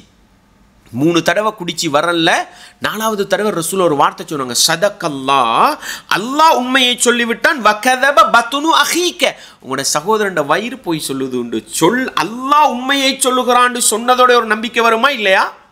நம்பிக்கை வந்து குடிச்சார், நோய் குணமாகிச்சு. எனவே இது வெறுமனே மருத்துவம் என்பதை தாண்டி நபிகளார் காட்டி தந்தது வஹியுடன் கலந்த ஒரு மருத்துவம் என்பதை நானும் நீங்களும் ஒருபோதும் மறந்துவிடக்கூடாது. அன்பார்ந்தவர்களே, இப்னுல் ஜௌசி ரஹிமஹுல்லா அதே ஃபத்ஹுல் பாரியில 10வது பாகம் அதே 170வது பக்கத்தில் அழகா சொல்றாங்க. ரசூலுல்லாஹ் ஸல்லல்லாஹு அலைஹி வஸல்லம் அவங்க வகால இப்னுல் ஜௌசி ரஹிமஹுல்லா சொல்றாங்க, ஃபீ வஸ்ஃபிஹி ஸல்லல்லாஹு அலைஹி வஸல்லம் அல் அஸல், ரசூலுல்லாஹ் அந்த மனிதருக்கு என்ன செஞ்சாங்க? தேனை குடிக்க கொடுத்தாங்க தானே. தேனை குடிக்க கொடுத்த நேரத்தில் அவங்களுக்கு என்ன செய்யல? 3 தடவை குடிச்சு குணமாகல. ஏன் குணமாகலன்றதுக்கு 4 விதமான கருத்துக்கள் சொல்லப்படுது. 4 விதமான கருத்துக்கள் சொல்லப்படுதுன்னு அழகா விளங்கப்படுத்துற அவங்க சொல்றாங்க. அன்னஹு ஹமலல் ஆயத்தை, தேனை குடிக்க வேண்டும் நோய்க்கு நிவாரணம் என்ற அந்த வசனத்தை அலா உமூமிஹா ஃபி ஷிஃபா, எப்படி புரிஞ்சுக்கொண்டாங்களாம்? பொதுவாகவே நோயை குணப்படுத்தும்னு புரிஞ்சு கொண்டாங்களாம். பிஜே என்ன தெரியுமா சொல்லுவார்? தேனில் பொதுவாக மருத்துவம் இருக்குன்னு வரலையாம், ஏதோ ஒரு மருத்துவம் இருக்குன்னு வந்தீங்க, அதனால் குடிச்சு பார்க்கலாமா. ஆனால் அஜ்வா ஈச்சப்பழத்தில் 100க்கு 100 மருத்துவம், அதுவும் விஷத்துக்கும் சூனியத்துக்கும் வந்திருக்கு, அதனால் ஏற்றுக்கொள்ளல தான். ஆனால் இவங்க எப்படி தெரியுமா சொல்கிறாங்க? ரசூலுல்லாஹ் அதை எப்படி விளங்கி இருப்பாங்க? ஃபி உமூமிஹா ஃபி ஷிஃபா, நோயை குணப்படுத்தும் என்பதை பொதுப்படையாக விளங்கி இருக்கிறாங்க. வ இலா தாலிக அஷார பிகௌலிஹி சதக்கல்லாஹ், அல்லாஹ் உண்மையை சொல்லிவிட்டான் என்பதை கொண்டு ரசூலுல்லாஹ் அதைத்தான் நாடினாங்கன்னு யார் சொல்றா? இமாம் இப்னுல் ஜௌசி ரஹிமஹுல்லா அவங்க அழகாக விளங்கப்படுத்துறதை நாங்கள் பார்க்கலாம். ஃபி கௌலிஹி ஃபீஹி ஷிஃபாஉல் லின்னாஸ், அல்லாஹ் என்ன சொல்கிறான்? மனிதர்களுக்கு மருத்துவம் இருக்குது. ஒரு நோயை சொன்னால் கூட அந்த நோய்க்கு மட்டும் குடிச்சு பார்க்கலாம். ஆனால் அல்லாஹ் என்ன சொல்கிறான்? மருத்துவம் இருக்குதுன்றது விசாலமான அர்த்தங்க. பிஜே விளங்கின மாதிரி கிடையாது. வேண்டிய நோய்க்கு பயன்படுத்தி பார்க்கலாம். ஒரு அஜ்வா ஈச்சப்பழத்தை எதுக்கு மட்டும்தான்? விஷத்துக்கும் சூனியத்துக்கும் மட்டும்தான். ஆனால் தேனுன்றது வேண்டிய நோய்க்கு நீங்கள் கூட. அன்பார்ந்தவர்களே, இதே இப்னுல் ஜௌசி ரஹிமஹுல்லாஹ் கருத்தை நான் உங்களுக்கு சொல்கிறேன். உங்களுக்கு எந்த நோய் வந்தாலும் அல்லாஹ் மீது ஆழமான நம்பிக்கை வச்சுட்டு குர்ஆன் சொல்லித்தர மருத்துவம்னு தேனை குடிங்க. அஜ்வா ஈச்சப்பழத்தை சாப்பிடுங்க. உங்களோட உடம்புக்கு என்ன வைரஸுகள் என்ன இன்ஃபெக்ஷன்கள் இருந்தாலும் அது போகிறதுக்கு அது என்ன செய்யும்? காரணமாக இருக்கும். அஜ்வா என்ன ஹப்பத்து சௌதா, கருஞ்சீரகத்தை வாயில போட்டு சப்புங்க, என்ன இது இருந்தாலும் என்ன செய்யும்? அது குணமாகிற அந்த நம்பிக்கை தான் முக்கியம் உண்டு. இப்னுல் ஜௌசி ரஹிமஹுல்லா அவங்க அழகா விளங்கப்படுத்தி 4 கருத்தையும் சொல்றாங்க. சொல்லிட்டு இந்த முதலாவது கருத்து தான் பலமானதுன்னு என்ன செய்கிறாங்க? ஃபத்ஹுல் பாரியில் அழகாக ஏற்றுக்கொள்ளக்கூடிய செய்தியை நாங்கள் பார்க்கலாம். எனவே அன்பார்ந்தவர்களே, இந்த அடிப்படையில் அஜ்வா சம்பந்தப்பட்ட ஹதீஸை புரிந்து கொண்டால், அறிஞர்கள் எப்படி இதை அழகாக விளங்கப்படுத்தியிருக்கிறாங்கன்றதை விளங்கி கொண்டால் அழகாக என்ன செய்யலாம்? ஹதீஸை ஏற்று எங்களோட வாழ்க்கையில் நடைமுறைப்படுத்தலாம். எனவே நம்பிக்கை தான் இங்கே முக்கியம். நம்பிக்கை கெட்டவர்கள் என்ன செஞ்சிருவாங்க? ஹதீஸை தூக்கி வீச ஆரம்பிச்சிருவாங்கன்ற பகுதியை நானும் நீங்களும் ஒருபோதும் மறந்து விடக்கூடாது. எனவே டெஸ்ட் பண்ணலாமா? டெஸ்ட் பண்ண போகக்கூடாது. அதுக்கு ஏன்ன்றதையும் சொன்னோம். அஜ்வா ஈச்சப்பழம் சாப்பிட்டாலும் அல்லாஹ்வுடைய நாட்டம் இல்லை என்றால் அதனுடைய தாக்கம் வர அல்லாஹ் நாடினாதான் என்ன செய்யும்? எது மாதிரி? தேனை குடித்து 3 தடவை குணமாகாத மாதிரியும் 4வது தடவை அல்லாஹ்வுடைய நாட்டம் சேருகின்ற பொழுது குணமாகியது மாதிரின்ற பகுதியை நானும் நீங்களும் மறந்து விடாமல் உள்ளத்திலே நிறுத்தி கொள்ள வேண்டும். அன்பார்ந்தவர்களே, தேனி சம்பந்தப்பட்ட வசனத்தை பேசுகிற நேரம் இப்போ நாங்கள் ஒரு வாதம் ஒன்று வைக்கிறோமே, என்ன வாதம் வைக்கிறோம்? அஜ்வாவை டெஸ்ட் பண்ணலான்னு சொல்கிறீங்களே, அது மாதிரி தேனையும் டெஸ்ட் பண்ணலாம் தானே? இன்றைக்கு நீங்கள் ஒரு வயிற்றுப்போக்குள்ள ஒரு நோயாளியை கொண்டு வச்சு ஒரு காஃபிர் உங்கள்கிட்ட சொல்கிறாரு, பிஜேட்ட சொல்கிறேன், ஒரு காஃபிர் ஒரு மாற்று மதத்தவர் உங்கள்கிட்ட சொல்கிறாரு, நான் வயிற்றுப்போக்குள்ள ஒரு டெங்கு நோயாளி அல்லது வாந்தி பேதி நோயாளி ஒருத்தரை கொண்டு பக்கத்தில் வைக்கிறேன், நீங்கள் அல்லாஹ் சொன்ன மாதிரி என்ன செய்யணும்? ரசூலுல்லாஹ் கொடுத்த மாதிரி தேனை குடிக்க கொடுக்கணும். நோய் குணமாவிச்சுதுன்னு சொன்னால் நான் என்ன செய்வேன்? இஸ்லாத்தை ஏற்றுக்கொள்வேன். நோய் குணமாவட்டு நீங்கள் ஹதீஸை தூக்கி வீசணுன்னு பல பரீட்சை செய்ய சொன்னால் செய்வீங்களா? செய்ய மாட்டீங்க. என்ன சொல்லுவீங்க? உடனே நம்பிக்கை சார்ந்தது. பிஜே அவர் ஆடியோவில் சொல்கிறாரு, வீடியோவில் சொல்கிறாரு, அது நம்பிக்கை சார்ந்தது, நம்பிக்கையை பொறுத்து குணமாகும். இதே தான் அஜ்வாய்ச்ச பழத்துக்கும். ஆனால் இவர் இப்போ என்ன தெரியுமா சொல்கிறாரு? தேனை லெப்பில் கொடுத்து என்ன செய்வோமா, டெஸ்ட் பண்ணி பார்ப்போமா, இன்றைய வைத்தியர்கள் மருத்துவம் இருக்குதுன்னு சொல்கிறாங்களாம். அதே மாதிரி ஈத்தப்பழத்தையும் கொடுத்து பாருங்க, ஈத்தப்பழத்தையும் கொடுத்து பாருங்க. அவங்க இல்லைன்றாலும் நான் என்ன செய்வோம்? மறைவான நம்பிக்கை, அல்லதீன யுமினூன பில் கைப், ரசூலுல்லாஹ் சொல்லிட்டாங்க, அவன் வஹியோட தான் பேசுவாங்க. இப்னுல் ஜௌசி, அல் ஹத்தாபி போன்ற அறிஞர்கள் எல்லாம் நீங்கள் ஏற்றுக்கொண்டவங்களே என்ன, அது வஹியோட சம்பந்தப்பட்டது, ரசூலுல்லாஹ்வுடைய துஆவுடைய பரக்கத்தோடு சம்பந்தப்பட்டதுன்னு சொன்னதுனால இன்றைய வைத்திய உலகமே இதில் மருத்துவமே இல்லைன்னு சொல்லட்டும். நாங்கள் அல்லாஹ்வோட வஹி ஹதீஸ் அதில் நம்பிக்கை வச்சு என்ன செய்வோம்? சாப்பிடுவோம். எனவே இங்கே நாங்கள் உங்கள்கிட்ட சொல்கிறது லெப்பில் போய் டெஸ்ட் பண்ணுங்கன்றதல்ல. அதில் ஒரு நிவாரணம் இருக்குன்னு குர்ஆன் சொல்லுது. அதில் அப்படியே நிரூபணமாகும். உனக்கு என்ன டெஸ்ட் பண்ணணுவா, எந்த லேபு கூட்டி போகணும், தேனை கொண்டு போகிறேன், அதில் ஷிஃபா இருக்குதான்னு கேட்போம் வா. அதில் ஒரு நிவாரணம் இருக்குன்னு குர்ஆன் சொல்லுது. அதில் அப்படியே நிரூபணமாகும். உனக்கு என்ன டெஸ்ட் பண்ணணுவா, எந்த லேபு கூட்டி போகணும், தேனை கொண்டு போகிறேன், அதில் ஷிஃபா இருக்குதான்னு கேட்போம் வா. இன்னதுக்கு நீ வயிற்று வலிக்கு கூட தலைவலிக்குன்னு கேட்கக்கூடாது. அப்படி இங்கே சொல்லப்படலை. எந்த நோய்க்குன்னு சொல்லப்படலை. அல்லாஹ் என்ன செய்யலை, எந்த விஷம்னு சொன்னீங்க அந்த மாதிரி அந்த குர்ஆன் வசனம் இல்லை. எப்படி இருக்குது? ஃபீஹி ஷிஃபா உன், அதில் ஒரு நிவாரணம் இருக்கிறது, அவ்வளோதான். அதுக்கு தான் நம்ம கேட்டோம், பேரிச்சம்பழத்தை சாப்பிட்டுட்டு இந்த விஷம் குடிச்சு காட்டுன்னு கேட்குறோம். அதுக்கு தான் நம்ம கேட்டோம், பேரிச்சம்பழத்தை சாப்பிட்டுட்டு இந்த விஷம் குடிச்சு காட்டுன்னு கேட்குறோம். அதுக்கு தான் நம்ம கேட்டோம், பேரிச்சம்பழத்தை சாப்பிட்டுட்டு இந்த விஷம் குடிச்சு காட்டுன்னு கேட்குறோம். அதுக்கு தான் நம்ம கேட்டோம், பேரிச்சம்பழத்தை சாப்பிட்டுட்டு இந்த விஷம் குடிச்சு காட்டுன்னு கேட்குறோம். விஷம் குடிச்சு காட்டுனுங்க இருக்குதான்னு, குடிச்சு காட்டணுன்னு தான் இருந்தால் தான் ஏற்றுக்குருவீங்களா? விஷம் குடிச்சு காட்டுனுங்க இருக்குதான்னு, குடிச்சு காட்டணுன்னு தான் இருந்தால் தான் ஏற்றுக்குருவீங்களா? விஷம் குடிச்சு காட்டுனுங்க இருக்குதான்னு, குடிச்சு காட்டணுன்னு தான் இருந்தால் தான் ஏற்றுக்குருவீங்களா? குர்ஆனும் அல்லாஹ்வுடைய வஹி தான், ஹதீஸும் ரசூலுல்லாஹ் சொந்தமாக பேச மாட்டாங்க தான். குர்ஆனும் அல்லாஹ்வுடைய வஹி தான், ஹதீஸும் ரசூலுல்லாஹ் சொந்தமாக பேச மாட்டாங்க தான். ஆனாலும் இரண்டுடைய நம்பகத்தன்மையில் வித்தியாசம் இருக்கிறது. இந்த கையில் விஷத்தை வச்சுக்கிட்டு இந்த கையில் அஜ்வா ஈச்சப்பழத்தை கொடுத்து இதை சாப்பிடு, இதை சாப்பிட்டுட்டு நீ என்ன பண்ணணும்? இந்த நஞ்சை குடிக்கணும், நீ உயிர் வாழ்ந்தா ஹதீஸை நம்புவோம்னு டெஸ்ட் பண்ணுறீங்களே, இதே மாதிரி என்ன பண்ணணும்? இந்த குர்ஆன் வசனத்தை நீங்கள் டெஸ்ட் பண்ணணும். ஒரு வயிற்றுப்போக்குள்ள நோயாளியை கொண்டு வரணும், ஆனால் உங்கள்கிட்ட வயிற்றுப்போக்கும் கிடையாது. நீங்கள் சொல்கிறீங்க வயிற்றுப்போக்கு மட்டுமல்ல எல்லா நோய்க்கும் மருந்துன்ற மாதிரி சொல்கிறீங்களே, இந்த நோய்க்கு தாண்டு வரலன்றீங்களே. அப்படி சொன்னால் நீங்கள் என்ன சொன்னீங்க? எந்த ஒரு நோயாளியை கொண்டு வச்சாலும் தேனை குடிக்க கொடுக்கணும். நோய் குணமாவினா குர்ஆன் வசனத்தை ஏற்றுக்கொள்வோம், நோய் குணமாவலண்டா குர்ஆன் இப்படி ஒட்டுக்கொள்வோமா? ஒத்துக்கொள்ள மாட்டோம். ஏன்? குர்ஆன் வஹி. நாங்கள் சொல்லுவோம் குர்ஆனும் வஹி, பிஜே ஆரம்பத்தில் சொன்னோம் அதே வார்த்தையை சொல்லுவோம், குர்ஆனும் வஹி ஹதீஸும் வஹி. ஆனால் போட்டு என்ன செய்ய மாட்டோம்? குர்ஆனையும் ஹதீஸையும் வேறுபடுத்தி மறுக்க மாட்டோம். குர்ஆனிலே தேன் என்ற மருத்துவத்தை நம்புவோம் மாதிரி, குர்ஆன் என்ற மருத்துவத்தை நம்புறத மாதிரி ரசூலுல்லாஹ் காட்டி தந்த மருத்துவங்களை நாங்கள் என்ன செய்வோம்? நம்புவோம் என்ற பாடத்தையும் நானும் நீங்களும் ஒருபோதும் மறந்து விடக்கூடாது. இது நாங்கள் அஜ்வா ஈச்சப்பழம் சம்பந்தமாக வரக்கூடிய செய்திகளை தெளிவாக புரிந்து கொள்ள வேண்டும். பாருங்க பிஜே, இந்த நாங்கள் கேட்குறோம் தானே, தேனை குடிக்க கொடுத்தாங்க தானே ரசூலுல்லாஹ், ஒருக்கா கொடுத்தாங்க, 2 தடவை 3 தடவை குணமாகல. ஏன் அது குணமாகல? அப்புறம் அதை வச்சு தான் நாங்கள் சொன்னோம், அல்லாஹ்வோட நாட்டம் இல்லாத வரைக்கும் எதை கொடுத்தாலும் குணமாகாது. அது அல்லாஹ் காட்டி தந்த மருத்துவமும் சரி, ரசூலுல்லாஹ் காட்டி தந்த மருத்துவமும் சரி, உலகத்துள்ள மருத்துவமும் சரி, இதுதான் பொது விதி. சொல்லும் பொழுது என்ன சொல்றாருண்டா, வயிற்று வலிக்குண்டு ஹதீஸில் வரல, ரசூலுல்லாஹ் அவங்களாக கொடுத்தாங்க அப்படின்னு சொல்றாரு. அந்த மனிதனுக்கு கொடுண்டு அல்லாஹ் வஹீயில் சொல்லி இருப்பான். எப்படி சொல்றாரு? தேனை ரசூலுல்லாவா குடிக்க கொடுக்கலையா? என்னவா? ஏண்டா தேனுக்கு குடிக்க, இந்த வயிற்று வலிக்கு குடிக்க கொடுங்கன்னு குர்ஆன்ல வரலையே. ஏதோ ஒரு மருத்துவம் இருக்குன்னு தானே வந்திருக்கு. அப்ப ரசூலுல்லாஹ் ஏன் வயிற்று வலிக்கு கொடுத்தாங்க? அதுக்கு ஒரு விளக்கம் சொல்லணுமே தப்புறத்துக்கு. அதுக்கு சொல்றாரு, வயிற்று வலிக்கு என்று ஹதீஸ்ல வரல, அந்த மனிதனுக்கு கொடு என்று அல்லாஹ் வஹீயில் சொல்லி இருப்பான். அன்பார்ந்தவர்களே, அல்லாஹ் வஹீல சொல்லி இருக்கிறான். எங்க ஹதீஸ்ல வருது? ஹதீஸ்ல வரல. இவரா என்ன பண்றது? அவர் ஏற்றுக்கொண்டாச்சு தானே, அதை நியாயப்படுத்த என்னமும் பேசுவார். அதே போல பாருங்க, வஹீயில் சொன்னால் என்பதற்கு எங்க ஆதாரம்னு கேட்டா, அப்படி சொல்லி என்ன 3 தடவை குணமாக இல்லையே, இப்படி ஒரு கேள்வி வருமா இல்லையா? அல்லாஹ் சொல்லி இருந்தா ஒரு தடவையோட குணமாக இருக்கணுமே, அப்ப ஏன் 3 தடவை குடிக்க கொடுத்து குணமாவல்ல?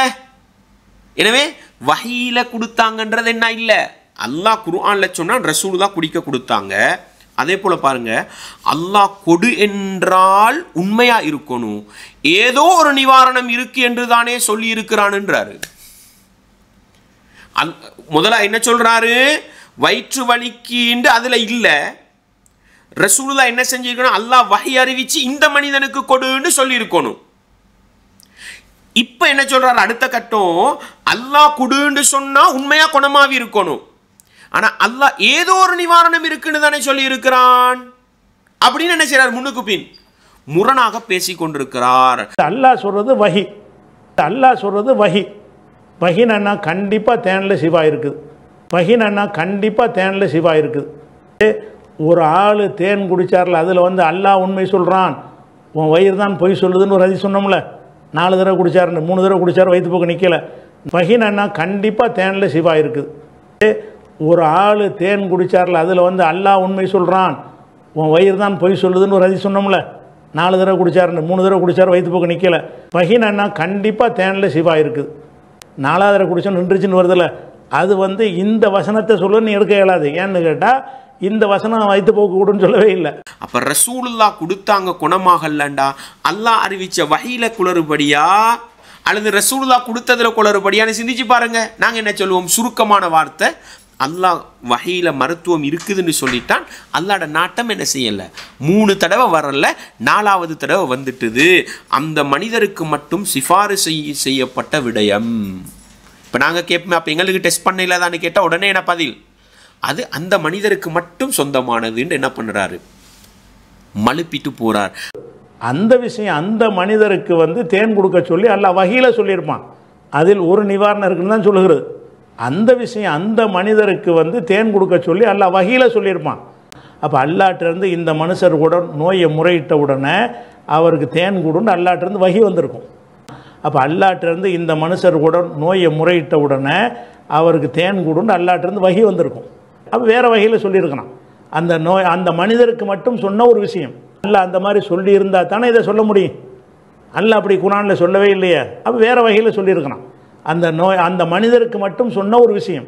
அன்பார்ந்தவர்களே, சாலிம் அவர்கள் பால் குடித்த ஹதீஸ், அறிஞர்கள் என்ன சொல்றாங்க? அது சாலிமுக்கு மட்டும் சொந்தமானது. ரசூலுல்லாஹ்வோட மனைவிமார்களே ஃபத்வா கொடுத்தாங்க. ஆயிஷா நாயகி சொன்னாங்க எல்லாருக்கும் கொடுக்கலாம், ஆனா உம்மு சலமா போன்ற மனைவிமார் என்ன சொன்னாங்க?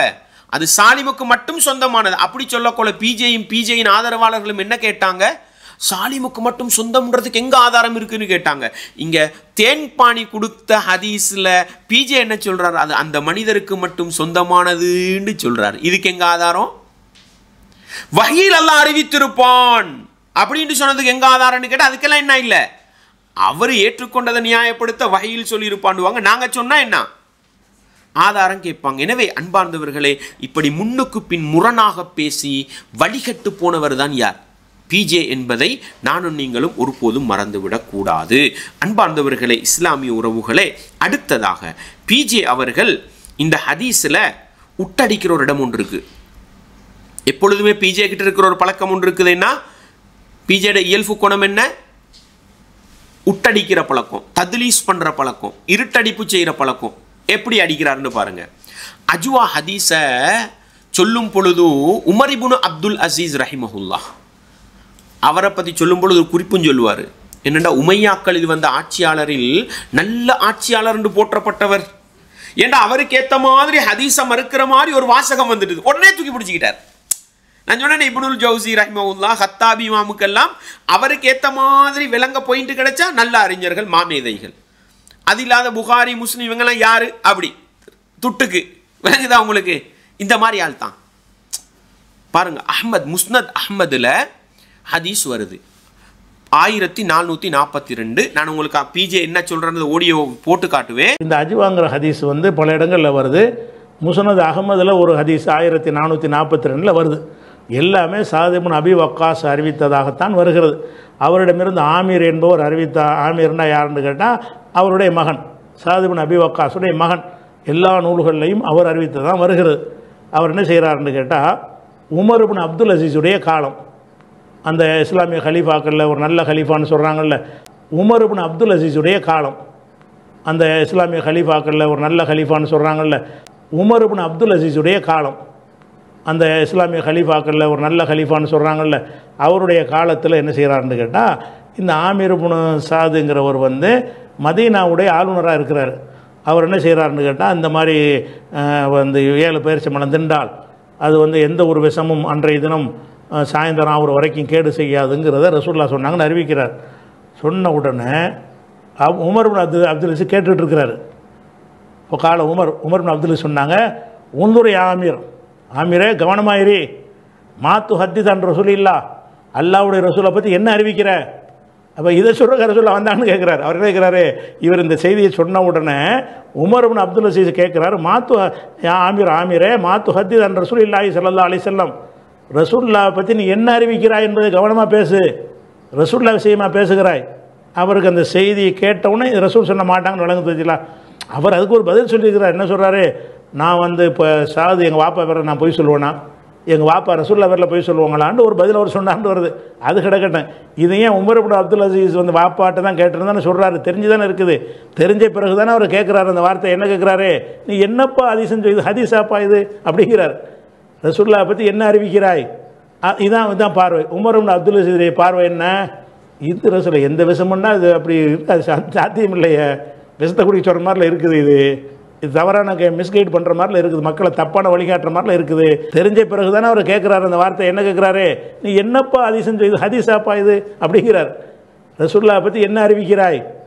இதான் பார்வை. உமர் இப்னு அப்துல் அசீஸுடைய பார்வை என்ன, இது ரசூல் எந்த விஷமுன்னா இது அப்படி இருக்காது, சாத்தியம் இல்லையே, விஷத்தை குடிக்க சொல்கிற மாதிரில இருக்குது, இது தவறான மிஸ்கைட் பண்ணுற மாதிரில இருக்குது, மக்களை தப்பான வழிகாட்டுற மாதிரில இருக்குது. தெரிஞ்ச பிறகு தானே அவர் கேட்குறாரு அந்த வார்த்தை. என்ன கேட்குறாரு, நீ என்னப்பா ஹதீஸ்ன்னு இது ஹதீஸாப்பா இது அப்படிங்கிறார். ரசூல்லா பற்றி என்ன அறிவிக்கிறாய்? இதான் பார்வை. உமர் இப்னு அப்துல் அசீஸுடைய பார்வை என்ன, இது ரசூல் எந்த விஷமுன்னா இது அப்படி இருக்காது, சாத்தியம் இல்லையே, விஷத்தை குடிக்க சொல்கிற மாதிரில இருக்குது, இது தவறான மிஸ்கைட் பண்ணுற மாதிரில இருக்குது, மக்களை தப்பான வழிகாட்டுற மாதிரில இருக்குது என்ற காரணத்தினால தானே அது கேட்டிருக்காரு. முஸ்னத் அஹ்மதில் 1442 வருகிறது. நீங்க ஹதீஸை பாருங்க. இப்படி ஆமிர் இப்னு சஅத் ரலியல்லாஹு அன்ஹு அவங்க தான் என்ன செய்றாங்க, இந்த ஈத்தம்பழம் அஜ்வாயிச்ச பழம் ஹதீஸ் அறிவிக்கிறாங்க. ஆமிர் இப்னு சஅத்ன்றவங்க அவங்களோட மகன் வாராங்க, வந்து உமர் இப்னு அப்துல் அசீஸ் ரஹிமஹுல்லாஹ் அவங்க இருக்கிற இடத்துல, அவங்க மதீனால கவர்னராக இருக்கிறாங்க. அந்த நேரத்தில் இந்த அஜ்வாயிச்ச பழ ஹதீஸை சொல்றாங்க. எப்படி சொல்றாங்கன்னு பாருங்க, நல்ல ஹதீஸை பாருங்க. மன் அக்கல சபஅ தமராத்தின் அஜ்வத்தின் மின் பைனி லாபத்தையில் மதீனா, மதீனாவுடைய அந்த மலைகளுக்கு இடையில் இருக்கக்கூடிய அந்த பகுதியில் உள்ள அஜ்வா ஈச்சப்பழத்தில் 7 ஈத்தம்பழங்களை யாராவது சாப்பிட்டால், நல்ல ஹதீஸை விளங்கிக்கங்க, லம் யதுர்ரஹு யௌமஹு ஸாலிக ஷைஉன், அவருக்கு எதுவும் தீங்கை ஏற்படுத்தாது. எப்படி ஹதீஸ்ல வருது, புகாரி முஸ்லிம்ல வர ஹதீஸ் எப்படி வந்துச்சு, லம் யதுர்ரஹு சும்முன் வலா சிஹ்ருன், விஷமோ சூனியமோ பலிக்காது. அஹ்மதுல வரக்கூடிய ஹதீஸ்ல எப்படி வருது, லம் யதுர்ரஹு யௌமஹு ஸாலிக ஷைஉன், என்னன்னு வரல, எதுவும் தீங்கை ஏற்படுத்தாது. அது பூரானா இருக்கலாம், அது நட்டுவக்காளியா இருக்கலாம், அது பாம்பா இருக்கலாம், விளங்குதா, எதுவும் பலிக்காது.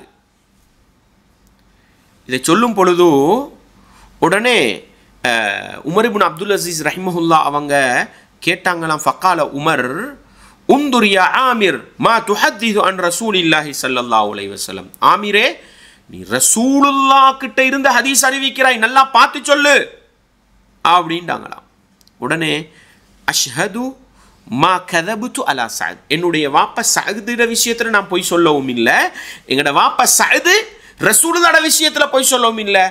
ரசூலுல்லாஹ் சொன்னதை கேட்டு சஅது சொல்ல, என் வாப்பா சொல்வதை கேட்டு நான் உண்மையாகத்தான் சொல்றேன்னு அஹ்மதுல ஹதீஸ் வருது. இந்த ஹதீஸை சொன்ன பிஜே எப்படியெல்லாம் சொல்றாருன்னு பாருங்க. பிஜேயின் இருட்டடிப்பு என்ன சொல்றாரு பாருங்க. பிஜே சொல்றாங்க, என்னப்பா இது ஹதீஸாப்பா? யார் கேட்டாராம்? உமர் இப்னு அப்துல் அசீஸ் அவங்க ஆமீர் அவங்கள பார்த்து கேட்டாங்களா, என்னப்பா இது ஹதீஸாப்பா, என்னப்பா இது ஹதீஸாப்பா? இதுதான் பார்வை. தெரிஞ்ச பிறகுதானே அவர் கேட்குறாரு அந்த வார்த்தை. என்ன கேட்குறாரு? நீ என்னப்பா ஹதீஸ்ன்னு இது ஹதீஸாப்பா இது அப்படிங்கிறார். ரசூலுல்லாஹ் பற்றி என்ன அறிவிக்கிறாய்? இதான் பார்வை. உமர் இப்னு அப்துல் அசீஸ் பார்வை என்ன? இது ரசூல எந்த விஷமன்னா இது அப்படி இருக்காது, சாத்தியம் இல்லையே, விஷத்தை குடிக்க சொல்கிற மாதிரில இருக்குது, இது தவறான மிஸ்கைட் பண்ணுற மாதிரில இருக்குது, மக்களை தப்பான வழிகாட்டுற மாதிரில இருக்குது. தெரிஞ்ச பிறகு தானே அவர் கேட்குறாரு அந்த வார்த்தை. என்ன கேட்குறாரு? நீ என்னப்பா ஹதீஸ்ன்னு இது ஹதீஸாப்பா இது அப்படிங்கிறார். ரசூலுல்லாஹ் பற்றி என்ன அறிவிக்கிறாய்? இதான் பார்வை. உமர் இப்னு அப்துல் அசீஸ் பார்வை என்ன? இது ரசூல எந்த விஷமன்னா இது அப்படி இருக்காது, சாத்தியம் இல்லையே, விஷத்தை குடிக்க சொல்கிற மாதிரில இருக்குது, இது தவறான மிஸ்கைட் பண்ணுற மாதிரில இருக்குது, மக்களை தப்பான வழிகாட்டுற மாதிரில இருக்குது. தெரிஞ்ச பிறகு தானே அவர் கேட்குறாரு அந்த வார்த்தை. என்ன கேட்குறாரு? நீ என்னப்பா ஹதீஸ்ன்னு இது ஹதீஸாப்பா இது அப்படிங்கிறார். ரசூலுல்லாஹ் பற்றி என்ன அறிவிக்கிறாய்? இதான் பார்வை. உமர் இப்னு அப்துல் அசீஸ் பார்வை என்ன? இது ரசூல எந்த விஷமன்னா இது அப்படி இருக்காது, சாத்தியம் இல்லையே, விஷத்தை குடிக்க சொல்கிற மாதிரில இருக்குது, இது தவறான மிஸ்கைட் பண்ணுற மாதிரில இருக்குது, மக்களை தப்பான வழிகாட்டுற மாதிரில இருக்குது என்ற காரணத்தினால தானே அது கேட்டிருக்காரு. முஸ்னத் அஹ்மதுல 1442 வருகிறது. யாரு? Umar ibn Abdul Azeez. உமையாக்களில் வந்து சிறந்த ஆட்சியாளர்கள் சொல்லுவாங்களே, அவர் பார்த்த பார்வை தான் அவர்களின் பார்வை என்ன? அதை கூட இவர் 1300 வருஷத்துக்கு பின்னால் வந்து நின்றுக்கிட்டு அவர் என்ன கோணத்தில் ஹதீஸ் பார்த்தாருன்னு சொல்றார். அவர்களின் பார்வை என்ன தெரியுமா? எந்த விஷமும் என்றால் சாத்தியம் இல்லையே. நபி அவர்கள் சொல்லுவார்களா? விஷத்தை குடிக்க சொல்ற மாதிரி தானே இருக்குது, மிஸ்டு கைடு பண்ற மாதிரி இருக்குதே, மக்களுக்கு தப்பா வழிகாட்டுற மாதிரி அல்லவா இருக்குது என்ற காரணத்தினால தான் என்னப்பா ஆமீர் ஹதீஸா சொல்றாயின்னு கேட்டாங்களாம். பிஜே புரிஞ்ச அதே கோணத்தில் யார் புரிஞ்சாங்களாம்? உமர் இப்னு அப்துல் அசீஸ் புரிஞ்சாங்கண்டு ஹதீஸ பிஜே பார்க்காம போய் சொல்றாரு, புழுகிறாரு. யார விஷயத்துல சொன்னாரு? ஏற்கனவே முஸ்லிம் வாங்கினாங்க அபு வாயில் புழுகிட்டார். அபு வாயில் நம்பகமான அவர் புழுகல்ல. பிஜே என்ன செய்யறாரு? அஹ்மதுல வர ஹதீஸ் புழுகிட்டு போறாரு. அஹ்மதுல வரக்கூடிய ஹதீஸ்ல சூனியம் விஷம் வரல. எப்படி வருது? லம் யதுர்ரஹு யௌமஹு ذلك ஷைஉன், எதுவும் அவருக்கு பாதிப்பை ஏற்படுத்தாது. உமர் இப்னு அப்துல் அசீஸ் ரஹிமஹுல்லாஹ் காலத்துல தான் ஹதீஸ்கள் தொகுக்கப்படுது. அவரும் துல்லியமாக ஹதீஸ்களை இனம் காணக்கூடியவராக இருந்தார். அடே புகாரி முஸ்லிம் எல்லா அறிஞர்களும் சூனியமும் விஷமும் பலிக்காதுன்னு சொல்லும் பொழுது ஆமீர் என்ன சொல்றார்? எதுவும் பலிக்காதுன்னு பொதுவா சொல்றாருன்ற சந்தேகத்தில் என்ன செஞ்சிருக்கலாம் கேட்டு. இது அறிவிப்பாளர்கள்ட்ட என்ன செய்யும்? வார்த்தை மாற்றங்கள் வரும். இது ஹதீஸ் அறிவிப்புல என்ன செய்யாது? பாதிப்பு ஏற்படுத்தாது. ஆனா பிஜே என்ன தெரியுமா சொல்றாரு?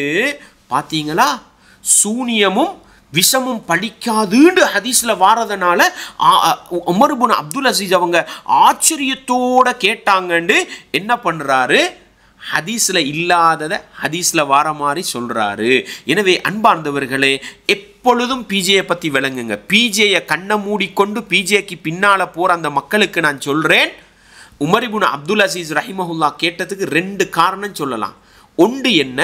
ஹதீஸுகள் தொகுக்கப்படுற காலம், துல்லியமா ஆய்வு செய்யப்படுற காலம். பிஜே மாதிரி தூக்கி வீசுற காலம் அல்ல. அதனால் அவங்க ஆமீர் சொல்லும் பொழுது கேட்டாங்க, ஆமீரே நீங்க ரசூலுல்லாஹ் கிட்ட இருந்து தான் சொல்றீங்களா? உங்களோட வாப்பா கேட்டது உண்மைதானா அப்படின்ற உறுதிப்படுத்துறதுக்கு கேட்டாங்க. எனவே உறுதிப்படுத்தி தான் என்ன செய்வாங்க? ஹதீஸை பதிவு செய்வாங்க. இரண்டாவது இன்னொரு பகுதி விளங்கலாம். என்ன? இந்த ஹதீஸ் சொன்ன எல்லாரும் எப்படி சொல்றாங்க? சும்முன் வலா சிஹ்ருன், விஷமும் சூனியமும் பலிக்காதுன்னு தான் புகாரி முஸ்லிம்ல எல்லாம் ஹதீஸ் வருது. ஆனா அஹ்மதுல வரக்கூடிய அறிவிப்புல விஷம் சூனியம் வரல. எப்படி வருது? ஷைஉன் அப்படின்னு வருது.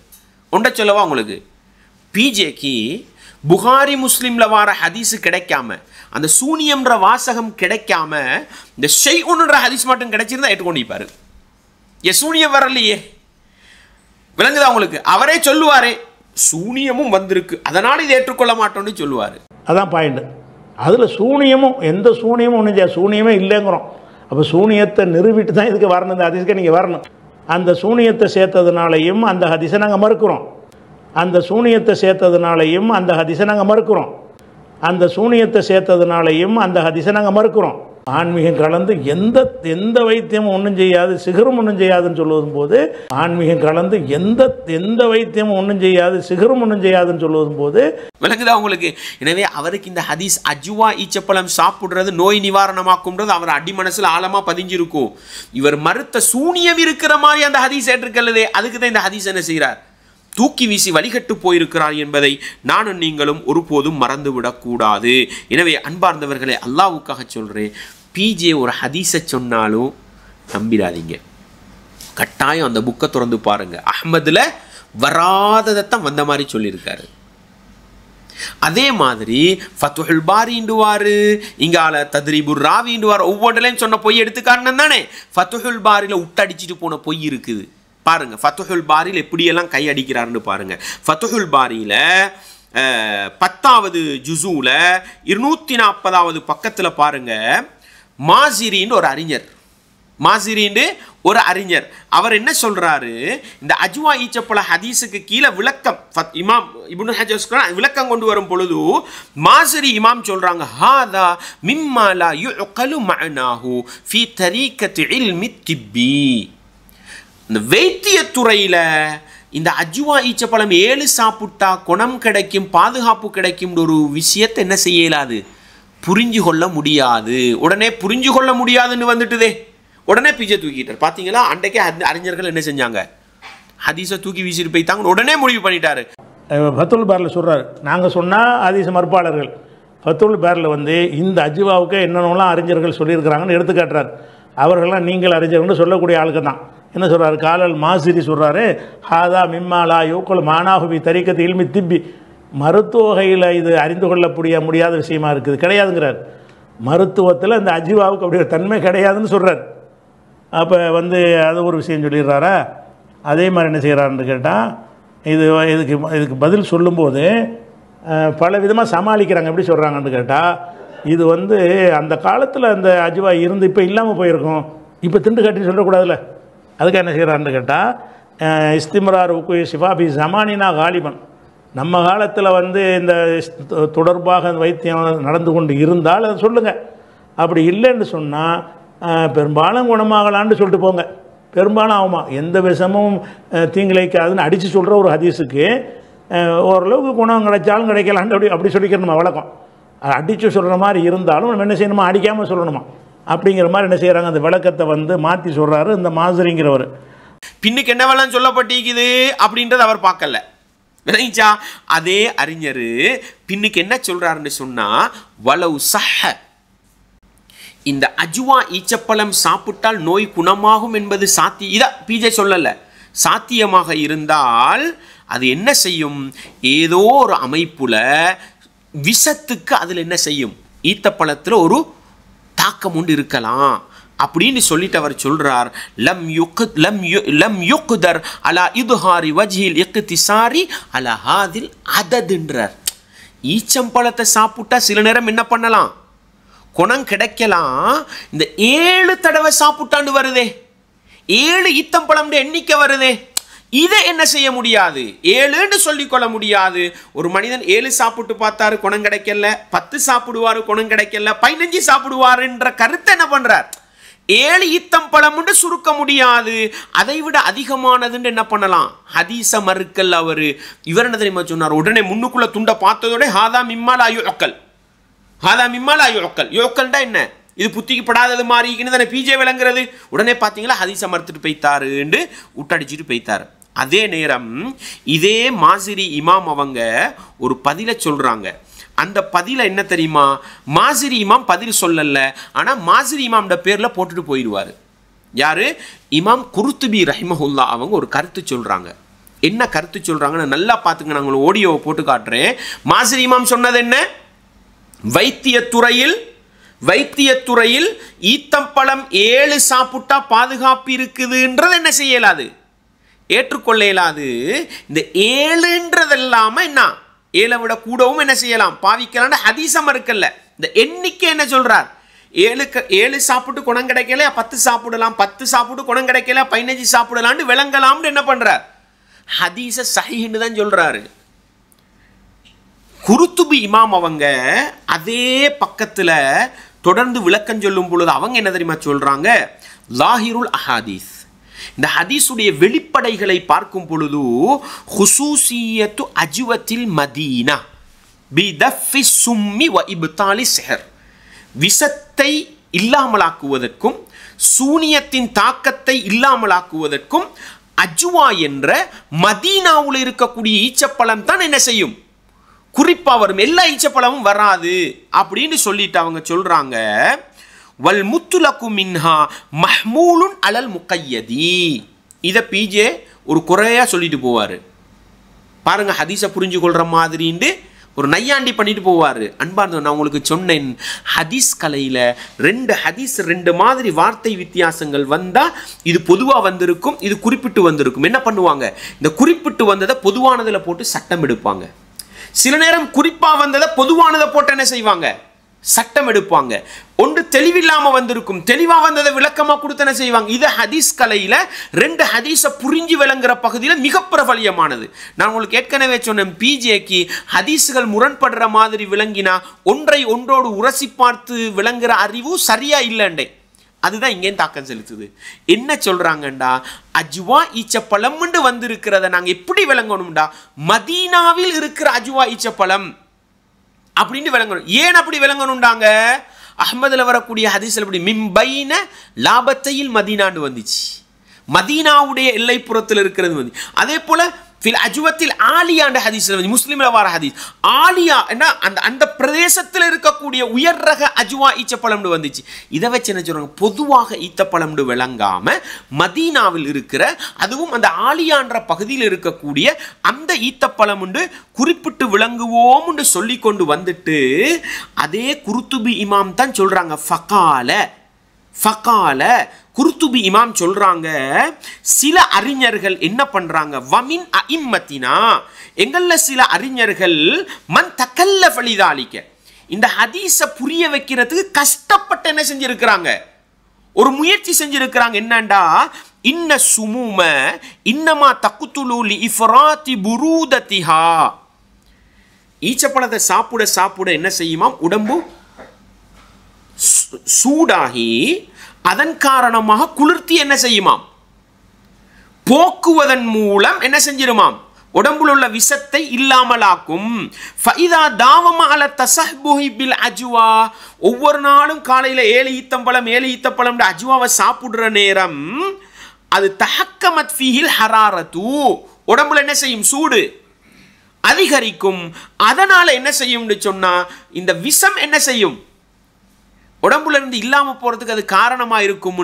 இப்படி கஷ்டப்பட்டு என்ன செஞ்சிருக்கிறாங்க, ஒரு விளக்கம் சொல்லி இருக்கிறாங்க. அப்படியெல்லாம் கஷ்டப்பட்டு என்ன செய்ய தேவையில்ல, விளக்கம் சொல்ல தேவையில்லண்டு மறுப்பு கொடுத்தவங்க யாரு, இமாம் குருத்துபி ரஹிமஹுல்லா. ஆனா பிஜே என்ன தெரியுமா சொல்லுவாரு, மாசிரி இமாம் இதுக்கு விளக்கம் சொல்லிட்டு போயிருக்கிறாங்க, இதை மறுத்துட்டு போயிருக்கிறாங்கன்னு என்ன செய்வாரு, ஒட்டுமொத்த குருத்துபி இமாம்ட கருத்தையும் எடுத்து என்ன செய்வார், மாசிரி இமாம்ட தலையில போட்டு இவர் வாசிக்கிறாரா விளங்காம பேசுறாரா அல்லது தனக்கு சார்பெடுக்க பேசுறாரான்னு என்ன செய்தி இல்லை. மாசிரிங்கிறவர் அதே மாதிரி வந்து இன்ன சுமம விஷங்கள் ஒமின் ஐமத்தினா, நம்முடைய இமாம்களில் சிரமம் எடுத்து விளக்கம் தந்திருக்கிறார்கள் பாருங்கள்னு அந்த விளக்கத்தை சொல்கிறார். இன்ன சுமம் விஷங்கள் வந்து இன்னமா தக்குத்துள் இஃப்ராத்தி புரூதத்திகா, அதாவது குளிர் வந்து உடம்புல குளிர்ச்சி தன்மை இருக்குல்ல, அந்த வாதம் பித்தம் கபம்னு என்ன சொல்லுவாங்கல்ல, அந்த மாதிரி குளிர்ச்சி தன்மை ஜாஸ்தியாக போனால் தான் அது வந்து கொலை செஞ்சிடும், ஆளை சாவடிச்சிடும். ஃபைதா தாவமால தஸப்புஹி பில் அஜ்வா, அஜ்வாவை காலையில் சாப்பிட்டு வந்தோம்னு சொன்னால் தக்க ஹக்கமத்து பிகில் ஹராரா, அதில் உஷ்ணம் நல்லா ஏற்படுமா. குளிர்னால தான் மனுஷன் சாப்பிட்றானா, எல்லாமே அப்படி உங்களுக்கு ஒத்துக்கிற முடியுதா, முடியல. ஆனால் அவர் சொல்கிறார், குளிர்னால தான் மனுஷனுக்கு சாவு ஏற்படுது. இப்போ பேரிச்சம்பழத்தை சாப்பிட்டு வர்றானா, பேரிச்சம்பழம் வந்து உஷ்ணமான பொருள், அந்த உஷ்ணம் அதிகமாயிருமா, அதனால் வந்து அதனுடைய உஷ்ணம் அதிகமாகி அந்த விஷத்தினுடைய ஒரு தன்மையை முறித்து தள்ளிவிடும் அப்படின்னு சொல்லிட்டு என்ன செய்கிறாருன்னா அவர் சொல்கிறார். சொல்லிவிட்டு அதுக்கப்புறம் ஆனால் இது அஜ்வாவுக்கு சிறப்பு மாதிரி வரல. எப்படி பார்த்தா அஜ்வாவுக்கு சிறப்பு இல்லையா, உஷ்ணமான எதை வேணாலும் சாப்பிட்லான்னு தானே அப்படி வரும் அப்படின்னு அவர் மன்னிப்பிக்கிறார்.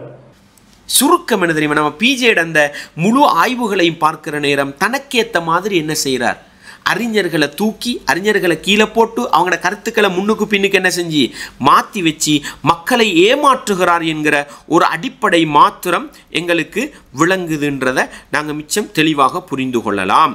அதே போல் பாருங்க, இன்னும் ஒரு கருத்தை சொல்லுவார். என்ன, இந்த ஹதீஸை சில பேர் மறுத்துட்டு போயிருக்கிறாங்க அப்படின்றதுக்கு இன்னொரு செய்தியை சொல்லுவார். என்ன, இந்த மாசிரி இமாம் சொன்னாங்க தானே, மாசிரி இமாம் சொல்லுவாங்க, இது ஃபலா யுக்கல் மஅனாஹு, இதனுடைய கருத்தை என்ன புரிஞ்சு கொள்ள இயலாண்டுவாங்களே, இந்த புரிஞ்சு கொள்ள இயலாண்டு சொன்னதைத்தான் இவருடனே என்ன செஞ்ச, புத்தி ஏற்றுக்கொள்ளாத ஹதீஸை தூக்கி வீசுங்கோண்ட.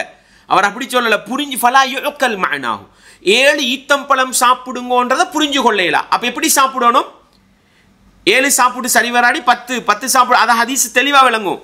இந்த கருத்தை கொண்டு வந்த நவவி இமாம் அவங்க இந்த ஹதீஸுக்கு கீழே குறிப்பெழுதும் பொழுது என்ன தெரியுமா சொல்றாங்க, தெளிவாக சொல்றாங்க, இது சம்பந்தமா மாசிரி இமாமும் இயால் இமாமும் பேசியிருக்கிறாங்க. பிகலாமின் பாத்திலின், பிழையான ஒரு கருத்தை பேசியிருக்கிறாங்க. என்ன, அந்த எண்ணிக்கையில் அந்த அஜ்வா ஈச்சப்பழத்தை புரிஞ்சு கொள்ளலாண்டாங்களே, அவங்களோட கருத்து பிழையானதுன்னு பேசுறாங்க.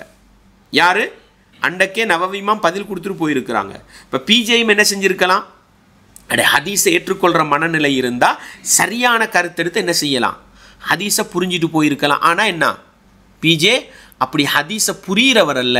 யாரோட கருத்தை தனக்கு சார்பாக விளங்கி ஹதீஸை தூக்கி வீசலுமோ அந்த வழிகேட்டுக்கு பின்னால் போகக்கூடியவர்ன்றதை நாங்கள் ஒன்றன் பின் ஒன்றாக அவருடைய கருத்திலிருந்து நாங்கள் பார்த்து வாரோம். சரி, அடுத்தது பாருங்க, ஹத்தாபி இமாம் அவங்க சொல்லுவாங்க. என்ன சொல்லுவாங்க, ஹத்தாபி இமாம் அவங்க இந்த ஹதீஸை விளங்கப்படுத்துகிற நேரம் நாங்கள் ஏற்கனவே சொன்னோம் தானே, ஹத்தாபி இமாம் அவங்க என்ன சொல்கிறாங்க, இதுவும் ஃபத்துஹுல் பாரியில் வரக்கூடிய செய்தி 10:145 வரும். கௌலுஹு மின் குல்லி தாஇன், எப்படி வருது, எல்லா நோய்க்கும் மருந்துன்னு வருது தானே, இதை வச்சு தானே பிஜே மறுத்தாரு. அவர் என்ன சொல்லுவாருண்டா, ஹுவ மினல் ஆம் அல்லதி யுராது பிஹில் ஹாஸ், எல்லா நோயும் எல்லா நோயும் விளங்குறது இல்லை, எதெல்லாம் குளிர்த்தியோடு சம்பந்தப்பட்ட நோயாக இருக்குமோ அது மட்டும்தான். எப்படி சொல்லுவார், லிஅன்னஹு லைஸ ஃபீ தபஇ ஷைஇன் மினல் பனாத், ஏனென்றால் பயிர்களுடைய இயற்கையான தன்மையில எல்லா நோய்க்கும் மருத்துவமாக வர பயிர்கள் உலகத்தில் இல்லை. மா யஜ்மஉ ஜமீஅல் உமூர், எல்லா நோயும் குணப்படுத்துகிற ஒரு பயிர் ஒரு நோயை குணப்படுத்தும், ஒரு பயிர் இன்னொரு நோயை குணப்படுத்தும். எனவே எல்லா நோயிண்டும் வாரதை நாங்கள் எப்படி விளங்குவோம்னு சொன்னால், அவர் இன்னமல் முராது, அதை கொண்டு நாடப்படுவது என்ன தெரியுமா, அன்னஹா ஷிஃபா மின் குல்லி தாஇன் யஹ்துசு மினர் ருதூபா, எதனால் வரக்கூடியது, குளிர்த்தியால வார நோய்களுக்குத்தான் என்ன செய்யும், அஜ்வா ஈச்சப்பழம் மருத்துவமாக அமையும் உண்டு. பொதுவாக வந்ததை என்ன பண்றாங்க, குறிப்பிட்டு விளங்கணும்னு சொல்றாங்க. பிஜே என்ன பண்ணாரு, இது பொதுவாக வந்திக்குது, எல்லா நோய்க்கும் மருத்துவம் வந்திருக்கு, எனவே தூக்கி வீசணும்டாரு. ஆனால் ஹத்தாபி இமாம் அறிஞரா ஏற்றுக்கொண்டாரா இல்லையா, அந்த அறிஞருடைய கூற்றேற்பட்டு இதே மாதிரி விளங்கலும் தானே பிஜேக்கும். இது பொதுவாக வந்திருந்தாலும் அல்லாஹ்வுடைய நாட்டத்தோடு சம்பந்தப்பட்டது, அல்லாஹ் நாடினா என்ன செய்யும், குணமாகும், அல்லாஹ் நாடினா என்ன செய்யாது, குணமாகுது. இந்த ஹத்தாபி இமாமுடைய கூற்றையும் சொல்லிட்டு ஹத்தாபி இமாமுடைய கூற்றுரையும் ஒரு இருட்டடிப்பு செய்வார்.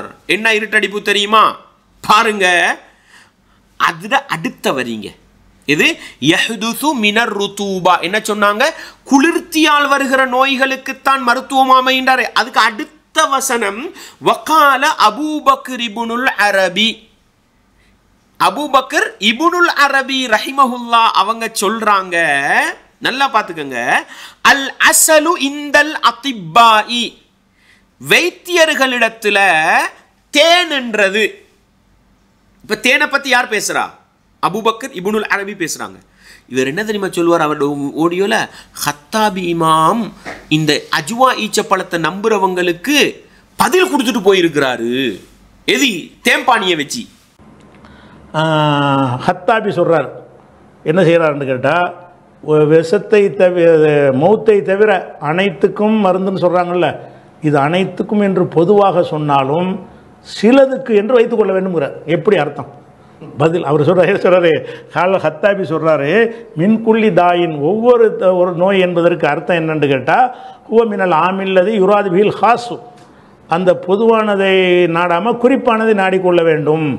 ஏன் என்று கேட்டால், இல்லை அன்னஹு லைசபி தபி செய்யும் மின நபாத்தி, தாவரங்களில் எந்த ஒன்றிலும் கிடையாது. மா எஜ்மோ ஜமியல் உமுரலத்தி துகாபிலு தபாய, உள்ளங்களுடைய அந்த நோய்களை குணப்படுத்தக்கூடிய அனைத்து தன்மைகளும் உள்ள ஒரு தாவரம் கிடையாதுங்கிறார் ஹத்தாபி சொல்கிறார். மௌத்தை தவிர அனைத்துக்கும் வியாதி என்று, அனைத்துக்கும் நிவாரணம் என்று சொன்னால் அப்படி ஒரு தாவரமே உலகத்தில் கிடையாது. தாவரங்களை கொஞ்சம் ஆராய்ச்சி பண்ணுற ஒரு ஆள் இவர் அவர் என்ன செய்கிறாரு, அதில் எதுவுமே கிடையாது. அப்போ இன்னமல் முராது நோக்கம் என்னென்று கேட்டால், அன்னஹா ஷிஃபாவும் மின்குள்ளிதாயின் ஏது ருத்துபா, குளிர்ச்சியால் வரக்கூடிய சில நோய்களை குணப்படுத்தும்னு வச்சுக்கிறேன்னு. நீ வச்சுக்கிட்டீங்கன்னா இந்த ஹதீஸை மறுத்துட்ட வேற ஒரு செய்தி நீ சொல்கிற, இந்த ஹதீஸுக்கு நீ ஏற்றுக்கிட்டாளா? இப்படி இல்லை, இந்த ஹதீஸை ஏற்றுக்கிட்ட எப்படி சொல்லணும்? ஒவ்வொரு விஷத்துக்கும் மருந்து இருக்கிறது என்று அடித்து நீ சொல்லணும். ஏன் இந்த ஹத்தாபி அப்படி சொல்கிற மாட்டேங்கிறாரு? அவருக்கு நம்பிக்கை வரமாட்டேங்குது. ஏன் நம்பிக்கை வரமாட்டேங்குது? இது வஹி இல்லை, இது சும்மா ஒரு கேள்விப்பட்ட மக்களுடைய பழக்கத்தில் உள்ள சொன்ன விஷயமா இருக்கும். அப்படி இருக்க போய் தானே ஹதீஸ் மறுப்பாளர் அவர். ஹதீஸை மறுக்கிறக்கா சொல்கிறாரு? ஹதீஸை ஏற்றுக்கிட்டு விளக்கம் சொல்கிறார். அனைத்துக்கும் என்றால் அனைத்துக்கும் என்ற அர்த்தம் இல்லை. இப்படி எங்கேயாவது வருமா? பொதுவாக சொல்லப்பட்டால் பொதுவானது இல்லை. இது எதை சொல்கிறது என்றால், குளிரால் ஏற்பட்ட ஒரு நோய்க்கு அப்போ மூத்தை தவிரன்னு எதுக்கு சொல்லணும்? ஹதீஸுடைய வாசகத்தை வச்சு தானே வாதம் பண்ணணும். வாசகத்தில் இருக்கிற என்ன மூத்தை தவிர எல்லாம்னா எதுக்கு மருந்தாக இருக்கணும். அப்படி ஒரு பொருள் உலகத்தில் படைக்கப்படலைன்னு என்ன செய்கிறாரு அவர் சொல்கிறாரு. இன்னும் சொல்ல போனால் தேனில் எவ்வளோ ஷிஃபா இருக்கிறது. அந்த தேனையே ஒருவன் குடித்தானேயானால் சில நேரத்தில் அந்த தேனை அவனுக்கு தொல்லை தந்து விடுமே, அதுக்கு என்ன சொல்கிறீன்னு கேட்குறாரு.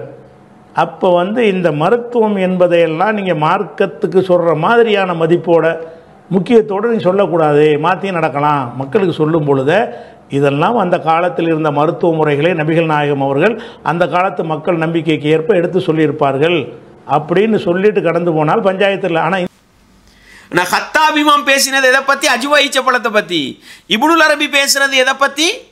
தேனை பற்றி. அவங்க தான் பேசுகிறாங்க. அல் அசலு இந்தல் அத்திப்பா, தேன்ன்றது வைத்தியர்களுக்கிட்ட எப்படி உள்ளது தெரியுமா? அக்ரபு இலா அன் யகூன தவாஅம் மின் குல்லி தா. அஜ்வா ஈச்சப்பழத்தை விட, மினல் ஹப்பத்தி சௌதா கருஞ்சீரகத்தை விடவும் எல்லா நோய்க்கும் மருத்துவத்தை கொண்டு வரும் உண்டு வைத்தியர்கள் என்ன செஞ்சிருக்கிறாங்க? ஏற்றுக்கொண்டிருக்கிறாங்க.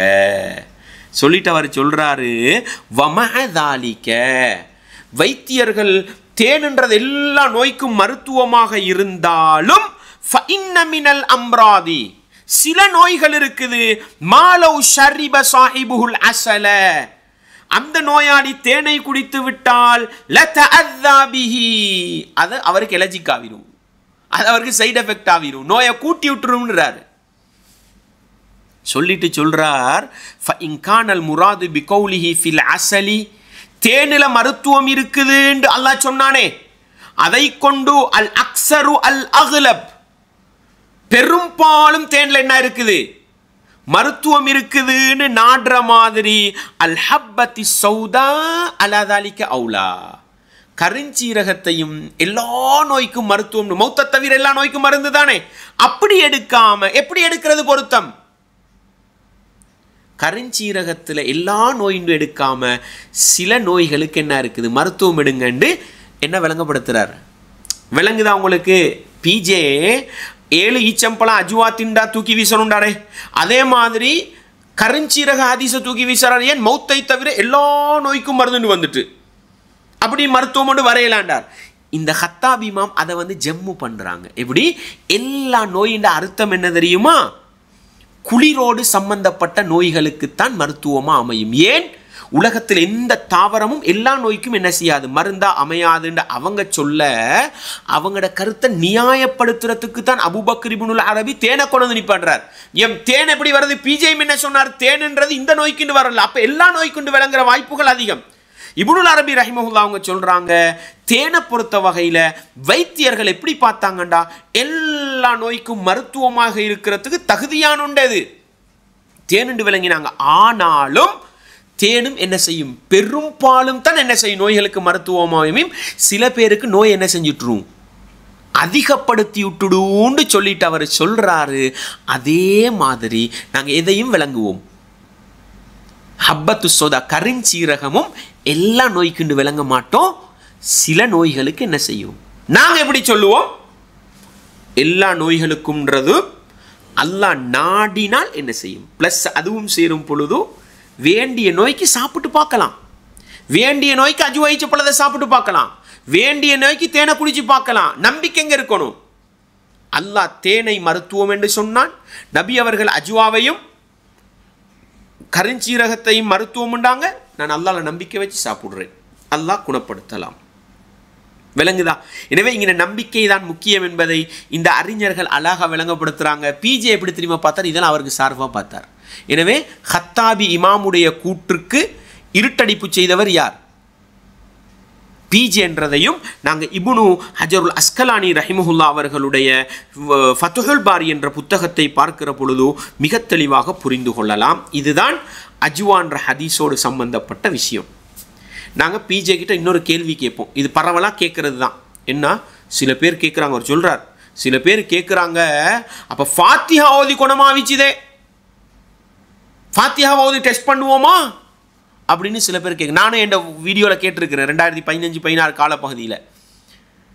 சொல்கிறார், சில பேர் என்ன பண்ணுறாங்க, ஃபாத்திஹாவை டெஸ்ட் பண்ணுவோமான்னு கேட்குறாங்க. ஃபாத்திஹா வஹி உனக்கு தெரியாதான்னு கேட்குறார். வஹீண்டா முடிஞ்சது விஷயம். ஹதீஸ் வஹீண்டு யார் தான் சொன்னா? பிஜே தான் சொன்னார். அல்ஹம்து சூரா இன்னொரு ஆதாரம், இந்த கூட்டம்லாம் ஆதாரம் காட்டுறது. அல்ஹம்து சூரா ஓதி பார்த்தாங்களே, அது குணமடைஞ்சிச்சு, அதுக்கு என்ன சொல்கிறீங்கன்னு கேட்குறாங்க. அடே, அல்ஹம்து சூரா வஹீன்னு உங்களுக்கு தெரியலையா? அது இது மாதிரி உள்ளதா, இந்த மாதிரி தேன் மாதிரி அல்லது இந்த மாதிரி பொருள் மாதிரி உள்ளதா? அதெல்லாம் அது வஹி. அல்ஹம்து சூரா இன்னொரு ஆதாரம், இந்த கூட்டம்லாம் ஆதாரம் காட்டுறது. அல்ஹம்து சூரா ஓதி பார்த்தாங்களே, அது குணமடைஞ்சிச்சு, அதுக்கு என்ன சொல்கிறீங்கன்னு கேட்குறாங்க. அடே, அல்ஹம்து சூரா வஹீன்னு உங்களுக்கு தெரியலையா? அது இது மாதிரி உள்ளதா, இந்த மாதிரி தேன் மாதிரி அல்லது இந்த மாதிரி பொருள் மாதிரி உள்ளதா? அதெல்லாம் அது வஹி. வஹியிலேயே என்ன செய்கிறாங்க, குர்ஆனுடைய சூறா ஓதி பார்த்து ஒரு ஆள் தேல் கடிச்சிருச்சு, பிரயாணத்தில் போயிட்டுருக்குறாங்க, யாராவது மந்திரிக்கிற ஆளுக்கான்னு கேட்பாங்க. அபூ சயீதுல் குத்ரி போய் ஓதி பார்ப்பார். ஓதி பார்த்தோன்னா குணமாயிரும். குணமானவுன்னு அவர் இத்தனை ஆடு தரணும்னு பேரம் பேசி ஆடுலாம் வாங்கிட்டு வருவார்னு அந்த ஹதீஸ் பரவலான ஒரு ஹதீஸ். அப்போ என்ன கேட்பாங்கன்னு கேட்டால், சோதித்து பார்க்க சொல்கிறீங்கல்ல, இதை சோதித்து பாருங்கள், ஒரு ஆளுக்கு விஷம் கடித்தவன் அல்ஹம்து சூரா ஓதுங்க, குணமாகுதான்னு பார்ப்போம் அப்படின்ட்டு ஹதீஸுக்கு எதிராக சவால் விடுறாங்க. அட, இது வஹி சம்பந்தப்பட்ட ஒரு விஷயம், ஆன்மீக சம்பந்தப்பட்ட விஷயம். இது அவனுடைய நம்பிக்கைக்கு தகுந்தவாறு ரிசல்ட் தரக்கூடிய விஷயம். அஜ்வாவில் விஷமுறிவு இருக்குன்னு கேட்டால், ராமசாமி திண்டாலும் விஷமுறிவு இருக்கும், அதில் அப்துல் கார் திண்டாலும் விஷமுறிவு அதில் இருக்கும். அல்ஹம்து சூரா கந்தசாமி ஓதுனா அதில் ஒன்றுமே இருக்காது. அதை நம்பிக்கையோட உள் உணர்வோட விளங்கி புரிந்து ஓதுனதுனால அல்லாஹ்வுடைய வேதத்துக்குரிய மரியாதை கொடுத்து செய்யும்போது தான் அது கிடைக்கும். அந்த ஹதீஸ் என்பது குர்ஆனும் அல்லாஹ்வுடைய வஹி தான். ஹதீஸும் ரசூலுல்லாஹ் சொந்தமாக பேச மாட்டாங்க தான். அந்த ஹதீஸ் என்பது குர்ஆனும் அல்லாஹ்வுடைய வஹி தான். ஹதீஸும் ரசூலுல்லாஹ் சொந்தமாக பேச மாட்டாங்க தான். குர்ஆனும் வஹி, ஹதீஸும் வஹின்னு பிஜே சொன்னாரே. எனவே ஹதீஸ் வஹீண்டு வந்தால் நாங்கள் சூரத்துல் ஃபாத்திஹாவை எப்படி மருத்துவமாக பார்க்கிறோமோ அதே மாதிரி தான் அஜ்வாவையும் மருத்துவமாக பார்ப்போம். எனவே நீங்கள் அஜ்வாவை தூக்கி வீசி டெஸ்ட் பண்ணி சரி வராடி தூக்கி வீசிங்கடா, நாங்கள் ஃபாத்திஹாவையும் டெஸ்ட் பண்ணுங்கன்னு கேட்போம். எப்படி டெஸ்ட் பண்ணணும்? லெப்பில் கொடுத்து டெஸ்ட் பண்ணிடாது. ஃபாத்திஹாவை என்ன பண்ணணும்? சஅத் ரலியல்லாஹு அன்ஹு அவங்க ஒரு மாற்று மதத்தவருக்கு ஓதி குணமாவிச்சு, அதுக்கு ஆடு இதெல்லாம் பரிசு கொடுத்தாங்க. நீங்களும் என்ன பண்ணணும்? அதே மாதிரி ஒரு மாற்று மதத்தவரை கொண்டு வைக்கணும். ஃபாத்திஹாவை ஓது, குணம் கிடைச்சா ஃபாத்திஹா மருத்துவம்னு நம்புவோம். இல்லையா நீங்கள் மருத்துவம்னு நம்பாட்டியும் பரவாயில்ல, குர்ஆனை நம்பிட்டு போயிருங்க, தூக்கி வீசிடாம. நாங்கள் ஹதீஸையும் இது மருத்துவம் தான், அல்லாஹ்வுடைய நாட்டம் இவருக்கு குணமாகணும்னு வரலன்னு அஜ்வாவையும் நம்புவோம், ஈச்சப்பழத்தை நம்புவோம், தேம்பானியை நம்புவோம், கரைஞ்சீரகத்தை நம்புவோம். நீங்கள் குர்ஆனில் வந்தால் நம்புவீங்க, ஹதீஸில் வந்தால் தூக்கி வீசிங்க. இதுதான் வழிகேடர்களான பிஜேவுக்கும் சலஃப் அறிஞர்களுக்கும் இடையிலுள்ள வித்தியாசம்ன்றதை இஸ்லாமிய உறவுகள் மிக தெளிவாக விளங்கும். எனவே பிஜே தான் சொல்றார், என்ன வஹீன்னு சொல்லிட்டார். வஹீன்னு சொல்லிட்டால் ஏற்றுக்கொள்ளணும். நீங்க வஹி என்ன செஞ்சீங்க? வித்தியாசப்படுத்தி குர்ஆன்ல வந்தா ஏற்றுக்கொள்வோம், ஹதீஸ்ல வந்தா தூக்கி வீசுவோம்னு சொன்னீங்க. இது சூரத்துல் ஃபாத்திஹாவுல இன்னொரு விஷயம் இருக்குதுங்க. என்ன, யாரோ ஒரு அறிஞர் சொன்னாராம், இப்போ வெறுமனே ஃபாத்திஹாவால் மட்டும் குணமாகலையாம். ஒரு அறிஞர் சொன்னாராம், அவர் ஃபாத்திஹாவை ஓதி எச்சில என்ன செஞ்சாராம், துப்பின பிறகுதான் குணம் வந்துச்சான். அதுக்கு அவர் சொல்றாரு, ரசூலுல்லாஹ் அங்கீகாரம் கொடுத்தது ஃபாத்திஹாவுக்கு தானே, எச்சிலுக்கு அங்கீகாரம் கொடுத்தாங்க. அதுக்கு ஒருத்தர் விலை கொடுத்துருக்காரு, மெட்டீரியல் கிடையாதா, இதுலேயும் மெட்டீரியல் இருக்கிறது, என்னப்பா மெட்டீரியல் இருக்கிறது. அதில் அவர் என்ன செஞ்சார்னா அல்ஹம் சூரா ஓதி எச்சியை திரட்டி அவர் மேலே துப்புனார். எச்சி மெட்டீரியல் தானே, எப்படி பயங்கரமான பாயிண்ட்டு, எச்சியை திரட்டி செஞ்சார்னு வருது. இது எங்கே வருது, புகாரில் 5736 வருது. அவர் எச்சியை துப்பிட்டு போகிறாரு. ரசூல்லா அங்கீகரிச்சது எச்சிக்கா சூரத்தில் ஃபாத்திஹா ஓதுனதுக்கா? ரசூல்லா என்ன கேட்டாங்க, அதை எச்சியை துப்புனாரு, என்னென்னு ஓதுனாருன்னு அதுக்கு பிரச்சனை இல்லை. ஓதி பார்த்தார், குணமடைஞ்சிருச்சு. ரசூல்லாட்ட சொன்ன உடனே அல்ஹம்து சூரா ஓதி பார்ப்பதற்கு ஏற்றது எப்படி என்று உனக்கு தெரியும்னு கேட்குறாங்க. அழகான சூறா ஓதி பார்த்துட்டு வந்திருக்கியே, இதனால் குணமடையும் என்று எப்படி நீ கண்டுபிடித்தா, எப்படி உனக்கு தெரியும்? இந்த எச்சியை துப்பிழ்ந்தால் எப்படி குணமடைவதை கண்டுபிடித்தான் ரசூல்லா கேட்கல. எச்சியை துப்புனது அங்கீகாரம் இல்லாத சஹாபியுடைய செயல். சூரத்துல் ஃபாத்திஹா ஓதுனது ரசூல்லாவுடைய அங்கீகாரம் உள்ளது. நஊது பில்லாஹ். ஹதீஸில் இருட்டடிப்பு செய்கிறதுல பிஜேஏ மிஞ்ச முதல்லிஸ் இல்லை. ஹதீஸ்கலை அறிஞர்களில் பக்கியா அப்படி ஒரு அறிவிப்பாளர் சொல்லுவாங்க, பக்கியா ஒரு செய்தியை சொன்னால் நம்பாதீங்கன்னுவாங்க. அந்த அளவுக்கு இருட்டடிப்பு செய்கிற ஃபேமஸ் ஆனவர். அவரையும் மிஞ்சி இருட்டடிப்பு செய்கிறவர் தான் யாரு? பிஜே. ஒட்டுமொத்த இருட்டடிப்பின் வடிவம் யாரு? இந்த தசாப்தத்திலே பிஜே என்பதை நானும் நீங்களும் மறந்துவிடக்கூடாது. பாருங்க, உங்களுக்கு நான் ஒரு தடவை அந்த ஹதீஸை கொஞ்சம் வாசி காட்டுறேன், எப்படி வருதுன்னு பாருங்க. சுருக்கமாக வாசி காட்டுறேன். எப்படி எச்சி துப்பின சப்ஜெக்ட் ரசூலுல்லாஹ் அங்கீகாரம் பண்ணினாங்களா இல்லையா? இவர் என்ன சொல்றாருண்டா, பிஜே ஃபாத்திஹா குர்ஆன் ஓதினதை தானே அங்கீகரிச்சாங்க, எச்சி துப்பினதை அங்கீகரிச்சாங்க அப்படின்னு என்ன பண்றாரு, நையாண்டி கலந்த பேச்சோடு அப்படித்தானே கேட்பார். அவர் கேட்டுட்டு போறார். பாருங்க, புகாரில 2276வது செய்தியில வருது. சஅத் ரதியல்லாஹு அபு சயீத் ரதியல்லாஹு சொல்றாங்க, நாங்க என்ன செஞ்சோம், அந்த ஹதீஸ் உங்களுக்கு தெரிஞ்சது தானே, போனா என்ன செஞ்சோம், அந்த கூட்டத்து தலைவருக்கு நோய் வந்திருந்தது. நாங்க அவங்கள்ட்ட போய் உணவு கேட்டோம், அவங்க உணவு தரல. அவங்க என்னென்னமோ மருத்துவம் செஞ்சு பார்த்தாங்க, நோய் குணமாவல்ல. கடைசியாக எங்கள்கிட்ட வந்து கேட்டாங்க. நாங்கள் சொன்னோம், எங்களுக்கு ஒப்பந்தம் பண்ணி என்ன தாரன்னு சொல்லுங்க, நாங்கள் என்ன பண்ணுறோம், மருத்துவம் பண்ணுறோன்னு சொல்ல, அவங்க ஆட்டோட ஒரு பகுதி தாரதா சொல்லும். என்ன பண்ணாங்க, மந்திரிகம் பண்ணுறாங்க. எப்படி மந்திரிகம் பண்ணுறா, ஓதி பார்க்குறது. என்ன தோதினாங்க பாருங்க, எப்படி ஹதீஸில் வருது. ஃபந்தலக யத்ஃபிலு அலைஹி, அவர் போறாரு, அவரில் எச்சில துப்புறார். சில அறிவிப்பில் வருது, வாயில் எச்ச சேர்த்து என்ன செஞ்சார், துப்பினார்னு வருது. துப்பி வயக்கரா, துப்பி வயக்கரா, துப்பி கொண்டு ஓதுகிறார். அல்ஹம்துலில்லாஹி ரப்பில் ஆலமீன் ஓதி சூரத்துல் ஃபாத்திஹாவை ஓதி முடியக்குள்ள ஃபக்கஅன்னமா நஷித மின் இகால், முடிச்சுகள் எல்லாம் அவிழ்ந்து உடம்பு நாங்கள் சொல்லி உடுபட்ட மாதிரி கிண்டுவோமே, அது மாதிரி நோய் உடனே குணமாவிச்சின்றார். எப்படி வருது, எச்சிலை துப்பி துப்பி ஓதினார்னு வருது. இப்போ அவங்க ஆடு கொடுக்குறாங்க. அவர் சொன்னார், எதையும் எடுக்கவானோ, ஏண்டா இது இவங்களா எடுத்த மருத்துவம் தானே, ரசூல்லா சொல்லி கொடுத்தது இல்லையே. அப்ப ரசூல்லா கிட்ட போய் கேட்போம் அப்படின்னு ரசூல்லா கிட்ட போய் ஃபதகரு லஹு, இந்த நிகழ்வு அப்படியே சொன்னோம்னு வருது ஹதீஸ்ல. எச்சி துப்பினதை மட்டும் மறைச்சாங்களா? பிஜேண்டா மறைச்சிருப்பாரு. விளங்குதா உங்களுக்கு? பிஜே அவருக்கு சார்பானதை மட்டும் பேசுறவர் தானே, அதனால சஹாபாக்களையும் அவர் அப்படித்தான் பார்த்தாரு. என்ன, ஃபதகரு லஹு, ரசூலுல்லாஹ் கிட்ட வந்து நடந்த நிகழ்வு அப்படியே சொன்னாரு. எச்சி துப்புறதை மட்டும் விட்டாங்களா? அதையும் சேர்த்துத்தான் சொன்னாங்க. ரசூலுல்லாஹ் வமா யுத்ரீக அன்னஹா ருக்கியா, சூரத்துல் ஃபாத்திஹா ஓதுறதுக்கு மருத்துவம்னு உங்களுக்கு சொல்லி தந்தது யாருன்னு கேட்டாங்க. அப்ப சூரத்துல் ஃபாத்திஹாவை மட்டும் அவர் ஓதினாரு. எப்படி ஹதீஸ்ல வர வாசம், ஃபம்தலக யத்ஃபிலு அலைஹி வயக்ரா, ஓதிக்கொண்டு எச்சிலை துப்பினார்னு வருது. விளங்குதா? தூண்டு துப்புறது ஓதுறது, தூண்டு துப்புறது ஓதுறது. அப்போ இதை நான் துப்பினேன்றதை மறைச்சிட்டா சொன்னாங்க, நான் ஃபாத்தியாவை மட்டும் ஓதிட்டு இருட்டடிப்பா செஞ்சாங்க ரசூலுல்லாஹ் கிட்ட போய் இல்லை. எனவே நடந்த நிகழ்வை அப்படியே சொல்ல ரசூலுல்லாஹ் அங்கீகரிச்சாங்கன்னு சொன்னா ஃபாத்திஹா ஓதினதை மட்டுமல்ல, எச்சில் துப்பியதையும் தான். எனவே புகாரில் வரக்கூடிய இந்த ஹதீஸிலும் பிஜே இருட்டடிப்பு செய்கிறார்ன்றதை நாங்கள் விளங்குறதோட எச்சிலுக்கு மருத்துவ குணம் இருக்குதா இல்லையா? ஹதீஸுக்கு போங்களே, பாருங்க. இப்னு ஹஜருல் அஸ்கலானி ரஹிமஹுல்லா இவரத்தனை ஆதாரம் காண்றது அஜ்வா ஈச்சப்பழத்தை நக்கல் பண்றதுக்கு நையாண்டி பண்ணது தூக்கி வீசுறதுக்கும்.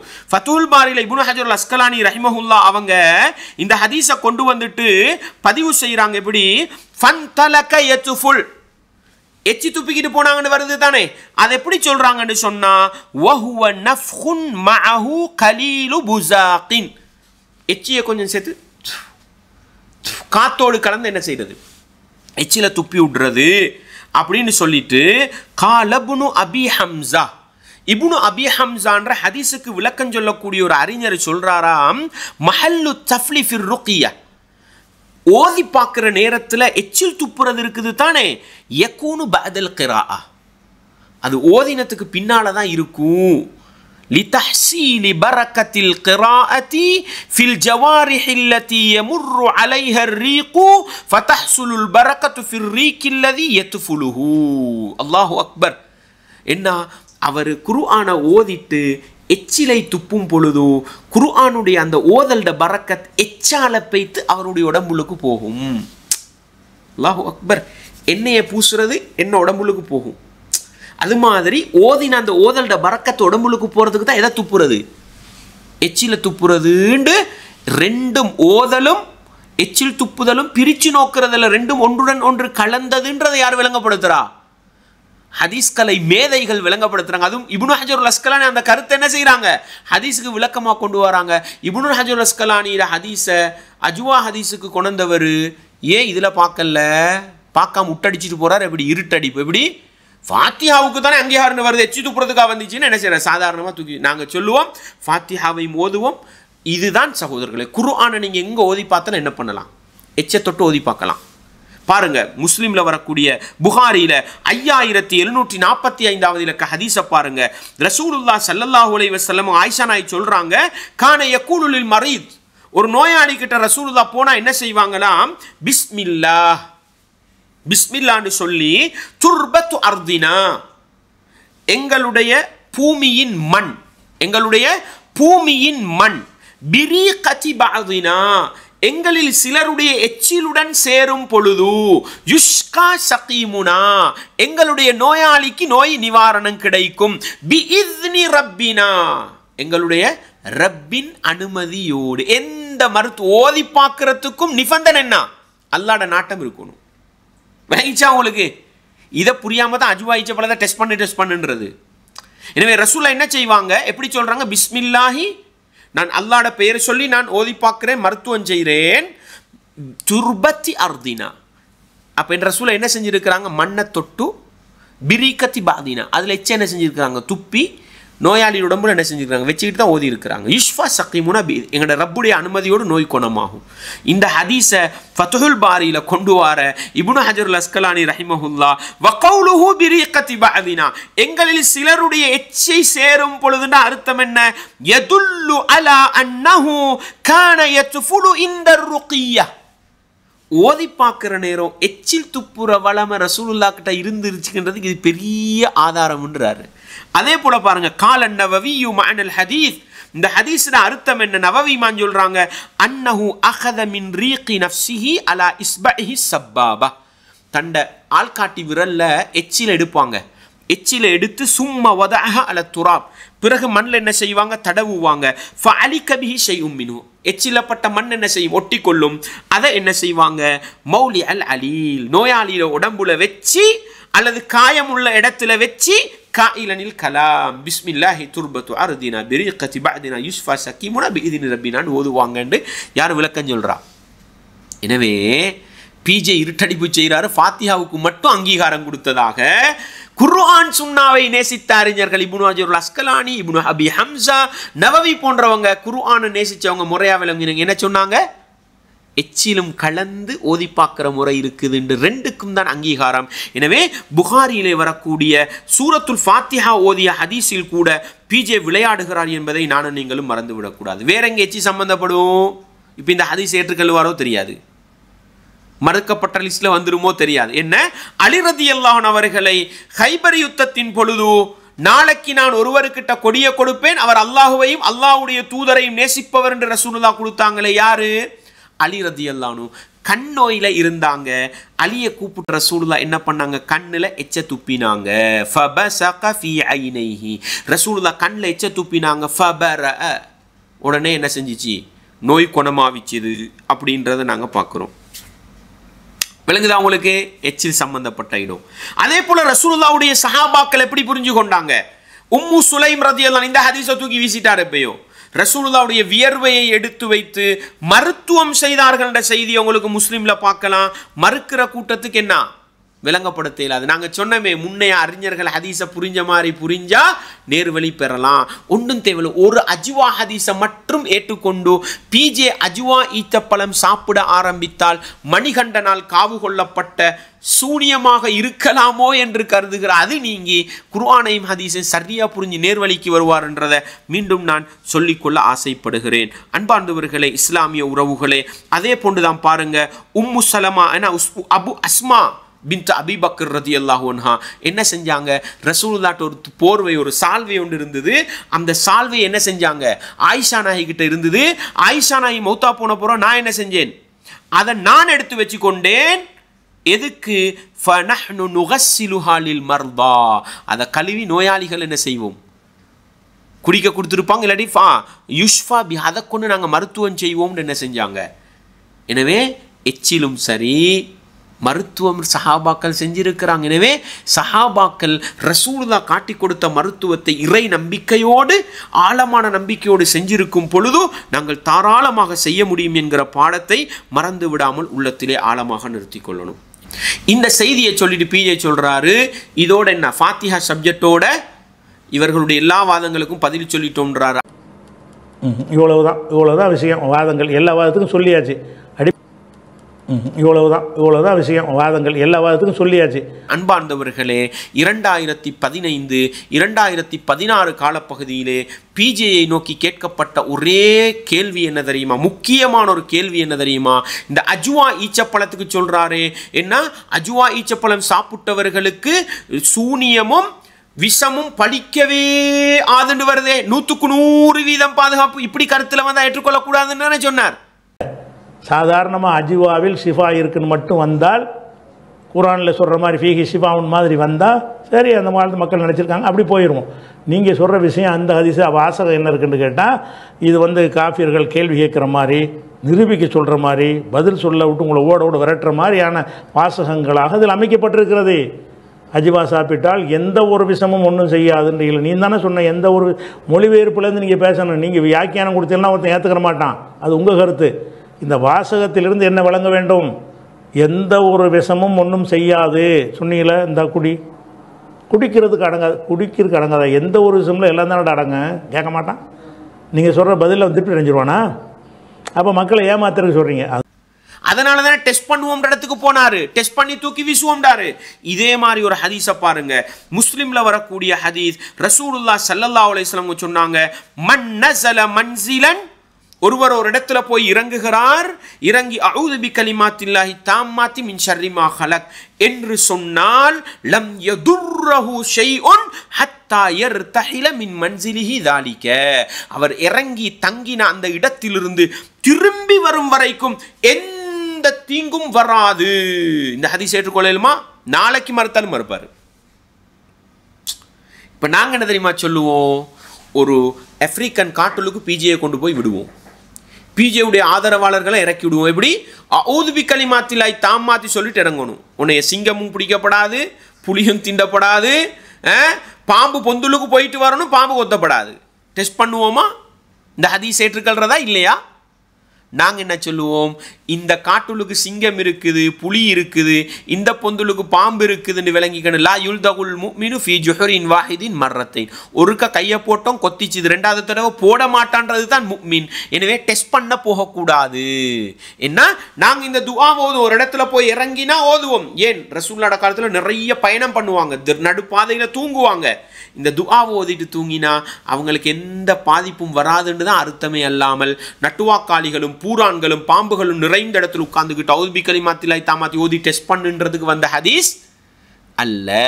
திருடர்கள் நிறைந்த ஊர்ல தங்கவா விட்டது, தூங்கவா விட்டது, இரவை கழிக்கவா விட்டது, என்ன செய்வோம்? அஊது பி கலிமாத்தில்லாஹி தாம்மாத்தியை ஓதிட்டு இறங்குவோம். அல்லாஹ் பாதுகாப்பான்னு நம்பிக்கை வைப்போம். அதுக்காக திருடனை தேடி போய் சாமானெல்லாம் திருடனுக்கு முன்னுக்கு வச்சுட்டு அவுது கலிமாத்திலாய் தாமாத்தி சோதிட்டு இருக்கிறது கடவுள் போகுதா இல்லையான்னு பார்ப்போம். இதுக்கு வந்ததல்ல, டெஸ்ட் பண்ணுறதுக்கு வந்ததல்ல. நம்பிக்கையுடன் செய்வோம், அல்லாஹ் பாதுகாப்பு தரும். இது உண்டு. அதே போல நாங்கள் இன்னொரு ஹதீஸ் மிக நீண்ட காலமாக கேட்போம். என்ன? முஸ்லீமில் வரக்கூடிய ஹதீஸ். ஒரு நபித்தோழர் வாரார், அல்லாஹுவின் தூதரே, என்னை நேற்றிரவு லதகனியல் பாரிஹா, அக்கரப் ஒன்று என்ன செஞ்சிட்டுது, நட்டுவாக்காளி ஒன்று கடிச்சிட்டுது அப்படின்னு சொல்ல ரசூலுக்கு, அம்மா லவ் குல் தஹீன அம் செய்த, நீ மாலை நேரத்தில் அஊது பி கலிமாத்தில்லாஹி தாம்மாத்தி மின் ஷர்ரிமா ஹலக்குன்னு ஓதல்லையா, ஓதினா உனக்கு இரவு முழுக்க லம் யதுர்ருக், எந்த தீங்கும் வராதே அப்படின்னு ரசூலா சொன்னாங்களே. டெஸ்ட் பண்ணுவோமா? டெஸ்ட் பண்ணுறதுக்கு வந்ததல்ல. இரவையில் நாங்கள் ஓதிட்டு தூங்குவோம். ஏதோ எங்கேயோ போகிற பாம்பு வீட்டுக்கு வந்தால் கடித்தாலும் பாதிப்பு வராது, எங்கேயோ போகிற பூரான் வந்து குத்தினாலும் பாதிப்பு வராது. விளங்குதா உங்களுக்கு? மாலை நேரம் ஓதினோம், இஷாவுக்கு பள்ளிக்கு போகணும், கடுமையாக மழை பெஞ்சு ஒரு நட்டுவாக்காளி கடிச்சிச்சு, அல்லாஹ் பாதுகாப்பான். இப்படி புரிய வேண்டிய ஹதீஸை அல்லாமல் டெஸ்ட் பண்ணுறதுக்கு வந்ததல்ல. இந்த ஹதீஸுகளை புரிகிற அதே கோணத்தில் என்ன செய்தால் அந்த ஹதீஸுகளையும் புரிந்தால் நானும் நீங்களும் நேர்வழி பெறலாம். எனவே அன்பார்ந்தவர்களே, இஸ்லாமிய உறவுகளே, இன்னும் ஏகப்பட்ட செய்திகள் பிஜேயுடைய ஒவ்வொரு வரிக்கு வரி பதில் கொடுப்பதற்கு இருந்தாலும் அஜ்வாவுடைய ஹதீஸை ஒரு முக்மின் எப்படி ஏற்றுக்கொள்ள வேண்டும், அந்த ஹதீஸை மறுப்பதற்காக பிஜே எவ்வளவு மோசடி செய்கிறார், எத்தனை பொய்களை சொல்கிறார், எத்தனை அறிஞர்கள் மீது அஃபாண்டங்களை சுமத்துகிறார் என்ற செய்திகளை எல்லாம் பார்த்தோம். அஜ்வா ஹதீஸை மறுக்கிற பிஜே குர்ஆன் வசனத்தை மறுக்க வேண்டி வரும், ஃபாத்திஹா ஹதீஸை டெஸ்ட் பண்ணி மறுக்க வேண்டி வரும், அஊது பி கலிமாத்தில்லாஹி தாம்மாத் ஹதீஸை மறுக்க வேண்டி வரும் என்று நாங்கள் சவால் விடுகிறோம். இதுக்கெல்லாம் பதில் சொல்லாமல் அவர் சூனியத்தை மறுப்பதற்காக ஹதீஸை மறுத்து வழிகட்டு போயிருக்கிறார் என்ற பாடத்தை நானும் நீங்களும் புரிந்து கொண்டு, அன்பார்ந்தவர்களே, எங்களால் முடிந்த அளவுக்கு 5 தொடரினூடாக 6 தொடரினூடாக பிஜே அவர்கள் மறுத்த ஹதீஸுகளை மறுப்பதற்கு வைக்கின்ற காரணங்களை முடிந்த அளவு தெளிவுபடுத்தி இருக்கிறோம். அன்பார்ந்தவர்களை, படியுங்கள், விளங்க முயற்சி செய்யுங்கள். குறிப்பாக பிஜேயையும் பிஜேக்கு பின்னால் கண்ணை மூடிக்கொண்டு தக்லீது செய்கின்ற அவர்களை மலைத்து சொல்கிறேன், அல்லாஹ்வுக்காக இந்த அடிப்படைகளை படிங்க, ஹதீஸுடைய பெருமதியை விளங்குங்க. விளங்கி நானும் நீங்களும் குர்ஆனை எப்படி ஏற்றுக்கொண்டோமோ அதே போன்று நம்பகமான அறிவிப்பாளர் தொடர் கொண்டு வருகிற ஹதீஸுகளை ஏற்றுக்கொண்டால் இந்த உலகத்தில் நேர்வழியோடு வாழ்ந்து நேர்வழியோடு மரணித்து மறுமை நாளையிலே ரசூலுல்லாஹ் சஹாபாக்கள் உத்தம அறிஞர்களோடு சுவனத்திலே வீற்றிருக்கலாம். வல்லவன் ரஹ்மான் அப்படிப்பட்ட உயர்ந்த பாக்கியத்தை எங்கள் அனைவருக்கும் தந்தருள வேண்டும். வஆகிரு தஅவானா அனில் ஹம்துலில்லாஹி ரப்பில் ஆலமீன்.